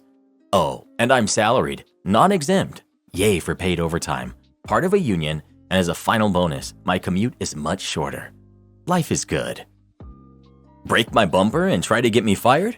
You'll be sorry. This happened yesterday, but is carried over into today. My son is learning to drive, so sometimes I'll finish up at work early and pick him up so that he can drive home. Yesterday, the parking lot was fuller than usual, and this minivan kept driving around looking for a spot. They finally decided to squeeze in between me and the curb, adding up barely 2 inches from my passenger side mirror. Their kid comes out, and this guy starts gesturing at me because obviously there's no way anyone's getting in either of our cars from the passenger sides. He rolls the window down and he motions for me to do the same. The moment I do, he begins to go off on me loudly and very aggressively, saying that I should move from my spot so his kid can get in his car. Keep in mind, I'm in a parking lot, in a small car.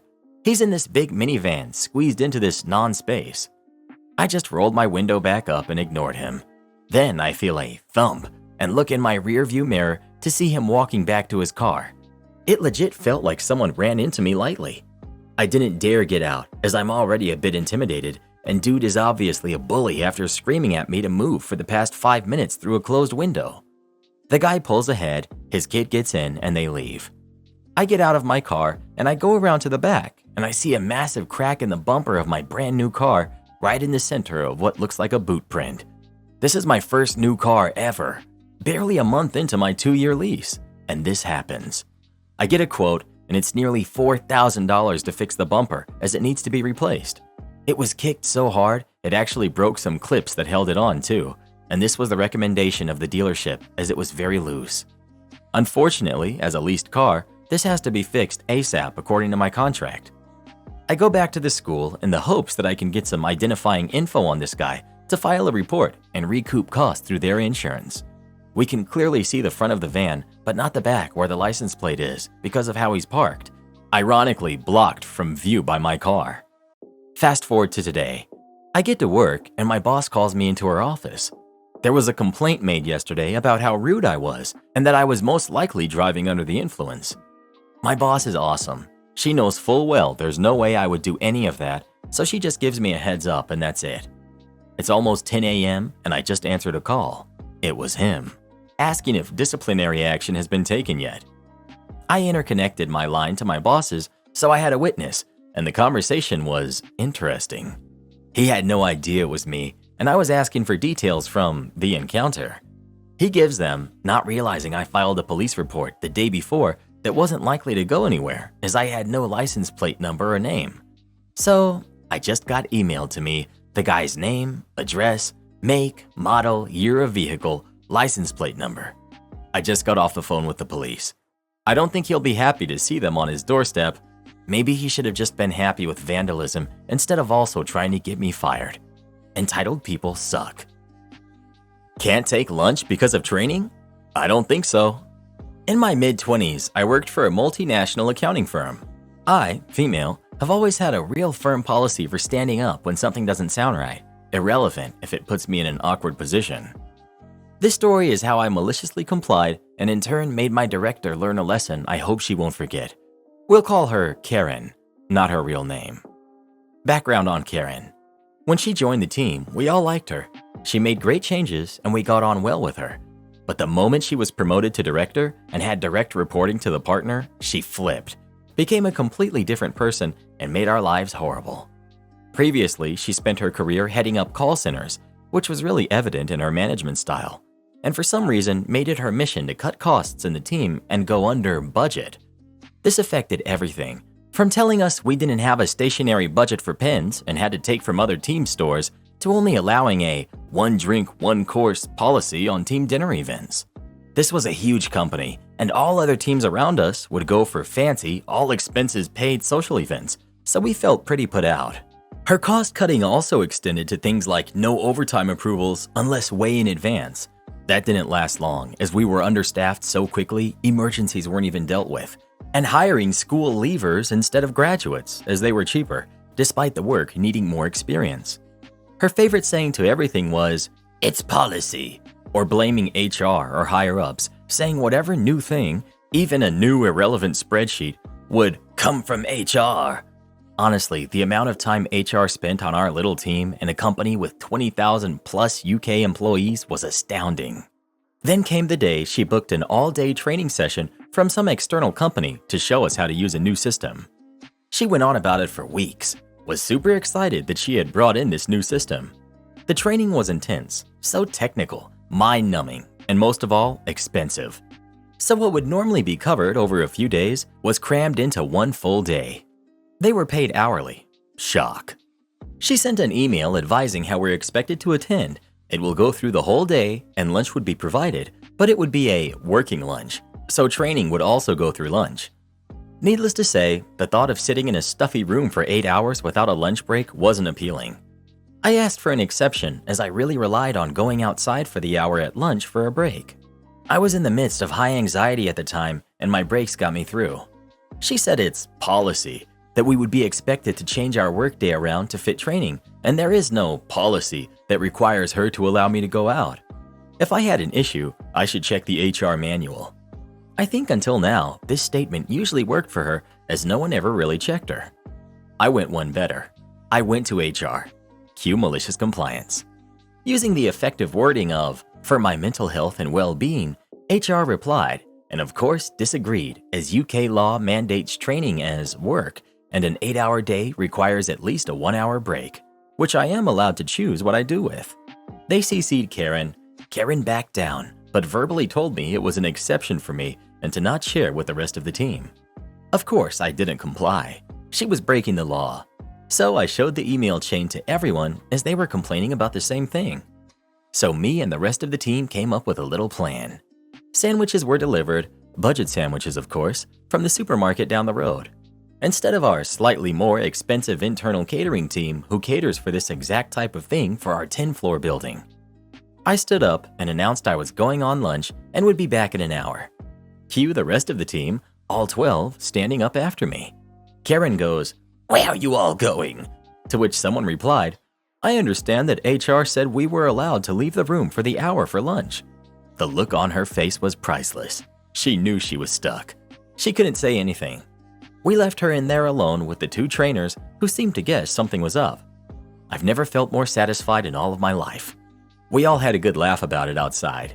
I think I even did a happy dance. She also knew she couldn't complain to me about it, as that would highlight her breaking the rules. I felt like I was walking on air all day. After this, there was much less blaming of HR, and generally she was a little skittish around me because she knew I didn't take her crap and I would call her out. A second training session had to be booked since the training would never have worked in one day. There were lots of moans and groans about how expensive the extra training session would cost. I left a couple of months afterward, and so did pretty much the rest of my team. Replaced by school leavers, of course, but I'm very glad I complied. I believe Karen still works there, but for a much smaller team. Am I the jerk for telling my dad he hasn't really served our country any more than I have? I'm 22, male. My father is a career soldier. He has been since before I was born. In fact, he served 26 years exactly. I know because he never forgets to tell someone. My family, including my sisters, who are 20 and 18, they were your classic military family. He never deployed overseas, but he does base maintenance stuff. But we still moved a ton. I think the longest we spent in one place, between when I was born and when I turned 18, was 2.5 years. My dad was always insistent that whether or not it was in uniform, that we serve our country, though he was never clear on what exactly that meant. My older sister is going to school to be a labor and delivery nurse. That counts according to him. My youngest sister joined the Navy the day she turned 18. That obviously counts to him. I decided to become an electrician. That doesn't count according to him. When I was 18 and told him, he wouldn't pay for my trade school. He paid for nursing school for my sister, and he didn't let me move in with the family when it came time to do that a year later. I was able to get an apprenticeship with an older cousin of mine, and that's what I'm doing right now. My dad told me to my face how disappointed he was when I told him what I wanted to do. And to this day, while he'll say that he's proud of me, he always prefaces it with, "Even though I'm disappointed you never decided to serve our country." I don't really care for him these days, but I still fly out at least twice a year to see my mom and sisters, who are all supportive. I was over there last month to visit, and he started telling me it was never too late to enlist, and that the military still needs electricians, and I was sick of his crap. I told him I've done as much for our country as him. All he's ever done is be a mechanic who knows how to shoot. I'm sick of him acting like he's special. He kicked me out, so I went home early. My mom and sisters don't blame me for finally snapping, but they think I went too far to imply he hasn't sacrificed for our country. I'm still not sure if I was wrong to lose it like that, but I was sick of him. Not the jerk. These military types are so proud of their sacrifice, but they never think of the burden on their family. You served your country by being uprooted time and time again during your formative years, when most kids crave stability and a circle of friends. Not the jerk for having had enough. Not the jerk for getting a job that's still very much in demand, even as a civilian. Not the jerk for calling him out. He had it coming. This. Military parents make sacrifices for the country, but their kids are forced to make sacrifices. Not the jerk. Not for the country, just for the politicians. He should have served the country by working for the Parks and Recreation Department. Not the jerk. I hope someday serving your country will come to mean contributing something useful or essential to society. I hate it when the military is glorified so much to the point that it's considered superior to everything else. Not the jerk. Tell your dad that anyone with half a brain cell knows that the military is only for people who have no other choice. Tell him that good, actual parents are disappointed in their kids when they make the decision to throw their life away by oh, you can just shut up, you're crazy, dude. Am I the jerk for wanting to drive the family instead of my wife? Since we were married, my wife always wanted to drive when we go places together, and now as a family. She originally said that she got car sick, so I went with it for a long time, even though it made me feel uncomfortable. It's been bothering me more and more lately, especially when we're at social events and everyone's leaving and I'm sitting in the passenger seat waving bye to everyone, getting into their cars, feeling like a kid. I brought it up in a marriage counseling session recently. This is more of a maintenance type thing that we've been doing for a long time, and our counselor recommended that she give me a chance driving. She wasn't happy at all, but she agreed to try it out. Every time I've driven, now she's been extremely bitter. She'll sit in the passenger seat stewing away in anger. One-word responses, very cold. She mentioned that this is the one thing that I can control, and now I don't have that. Funny enough, she didn't mention car sickness at all. It's been 5 or 6 times now that we've done this. Each time I bring it up, she gets upset. She won't refuse, but she will be miserable. I'm not going to lie. My reasoning for wanting to drive is that I believe the husband should. It's embarrassing for me when others see me sitting in the passenger seat being driven by my wife. When I started driving, my daughter even asked me why I was driving. When I responded, "Daddies drive too," she responded with, "But you don't." Her reasoning is that she gets car sick, but hasn't complained about it once since being in the passenger seat, and that she loses some sort of control. She has stated that she hates that our counselor gave that suggestion. Am I the jerk for wanting to be the driver when we go places as a family? Should I just let her drive and deal with it, even though it makes me feel uncomfortable and a bit disrespected as a husband? Thanks. You're the jerk. I'm laughing at you for being more concerned about your ego and being insecure over driving than your wife's well-being. She said car sickness and being in control. That should raise some red flags for you. Why doesn't she feel in control of other things? Are you traditional in other ways? I'm curious about something. Does your wife work? Also, did he ever think he might just be a bad driver? You're the jerk. She has an actual physiological issue when you drive, and you have an ego issue when she drives. You're the problem here. She'll sit in the passenger seat stewing away in anger? She's sitting there feeling sick to her stomach. Were you expecting her to be happy? You're the jerk. What kind of weird crap is this? Did you actually tell your therapist why not driving bothers you? I feel like they wouldn't be entertaining this if you did. I take it you've never been motion sick before. You aren't usually in a talkative and happy mood while nursing a headache and trying not to throw up. Would I be the jerk for not returning a $1,000 gift given to me by my coworkers for my baby? In December of 2019, I told my boss that I'd be quitting in January of 2020 to be self-employed. But boss asks me to stay on payroll so he can contract out work to me easily. On my last day, coworkers leave me a goodbye card with $1,000 cash in it. March 2020, I move a few hours away. Last week, March 2023, I see a former coworker who pats my stomach and asks me if this is my second. I internally freak out because, oh no, she thinks I'm pregnant. I know I'm 20 pounds over where I'd like to be, and a lot of that is on my gut, coupled with a super curved lower spine that made my belly stick out. I tell coworker I don't have any kids, I'm just big. She looks awkward. I feel awkward. 0 of 10 experience, would not repeat. This morning, I get a call from HR passing on a message from a different coworker asking for the going away cash to be returned, as it was meant as a maternity gift for my baby, and that me being big and wearing shirts that emphasize my belly was deceptive, and I tricked that coworker into thinking I was pregnant. HR says she overheard the conversation about me leaving, but continuing to do some work in the coming months, and took that as my maternity leave. She took donations from the staff under the pretense, and now my size and lack of having a baby is the hot office gossip. Feeling super great about that too. HR says they can't force me to do anything, but it would be nice to return it. Here's the thing, I no longer have the card, but I'm sure it did not say anything about, "There's a kid inside of you." It had 2 pandas on the front that, oh, now as I'm typing, I do remember there was a big one hugging a smaller one, so maybe it was about babies. But it definitely didn't say anything like, "Bun in the oven," or "We think you're pregnant." I'm certain I would remember that because that's a super big insecurity I've had for the past 5 years since I started gaining weight. Medicine side effect. And husband keeps saying, "Nobody thinks you look pregnant." So, sucks to be wrong, hubby. This is a very hollow victory. I'm feeling crushed and upset that the going away gift actually wasn't, and not once did any of my coworkers actually ask if I was pregnant. I don't really want to return the money. The cash is long since gone, but I could pull $1,000 from my bank to give back.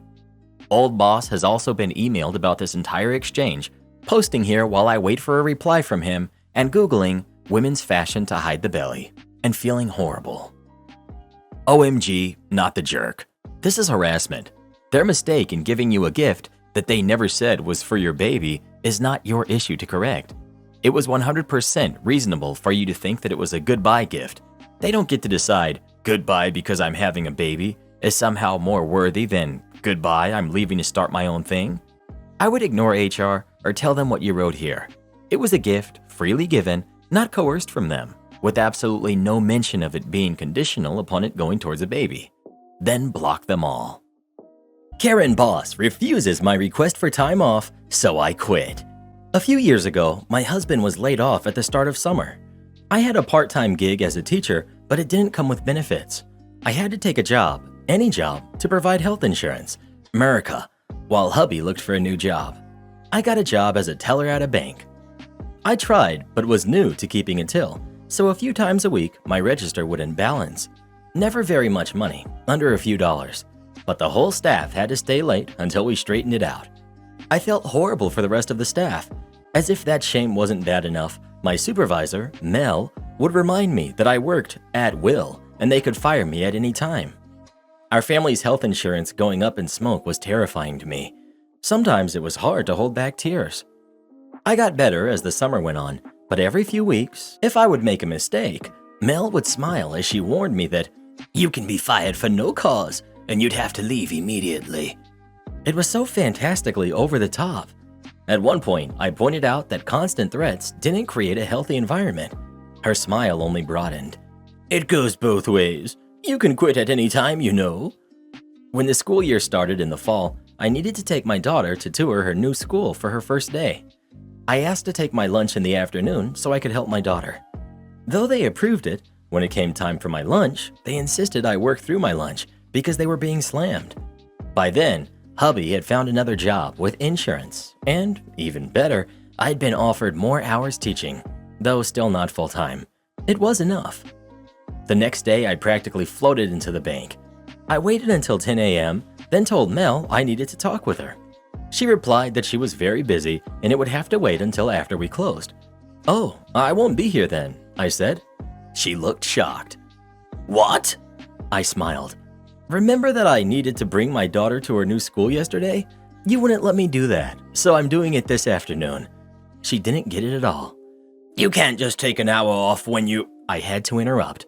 "I'm not taking an hour off. I'm leaving, for good, at noon.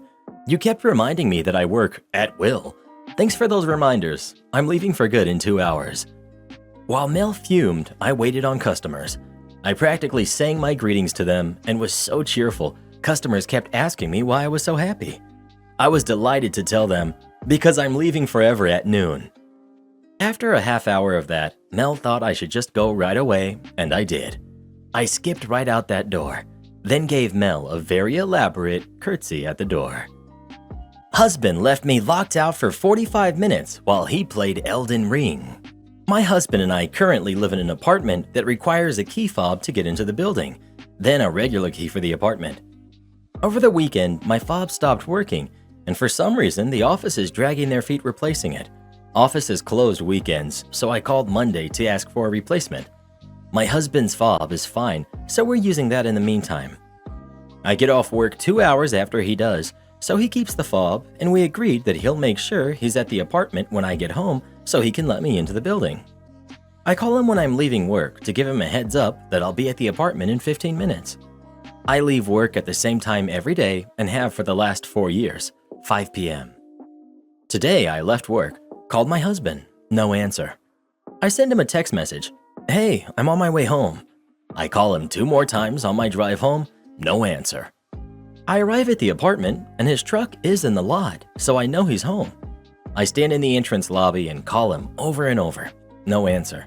But I ended up locked out for 45 minutes before another tenant was leaving and let me into the building. I get up to the apartment and my husband is playing Elden Ring on our PlayStation with his headphones on. Apparently he bought it today. I walk over, tap him on his shoulder, visibly upset. He gets that, "Oh no, I messed up" look on his face and rips his headphones off. I calmly ask him, "What on earth, dude?" He tells me he lost track of time, totally forgot, etc. His phone was on silent and across the room from him, thus why he didn't answer the calls. I was upset and I wanted to avoid raising my voice or causing a blowout, so I just tell him that was a jerk move. Take the fob off his keychain and leave it to go visit my sister, which is where I am currently. My husband is texting me, essentially saying I'm the jerk for taking the fob, which means he can't leave the building without getting locked out.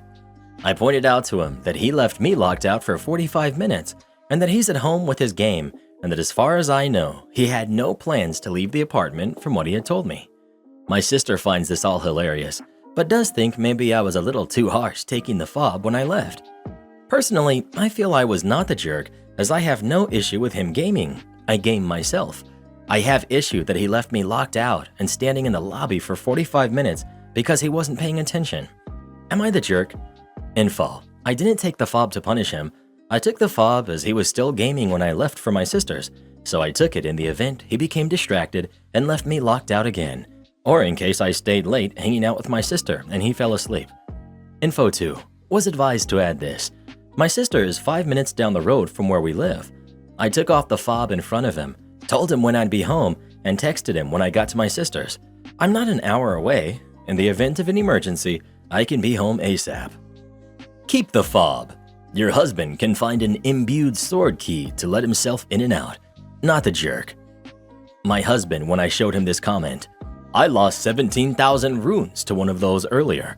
Not sure he took the right lesson. Not the jerk. You are also leaving, so why wouldn't you have taken the key fob? Seriously, I don't understand why people are saying she's punishing him. He clearly has no intentions of leaving the apartment. Why would she not bring it with her? Not the jerk. I would be livid. It was a genuine mistake, so as long as you're not planning on being away with the fob overnight or anything, you're fine. But taking it to go for a visit to ensure you can get back in later when he's just on the couch gaming is perfectly reasonable. Do this next. Tap here on your screen to come see our new podcast playlist, where you'll find thousands of hours of the best stories you've ever heard. Or tap the one on the right. That episode is specifically just for you, based on other videos you've enjoyed the most.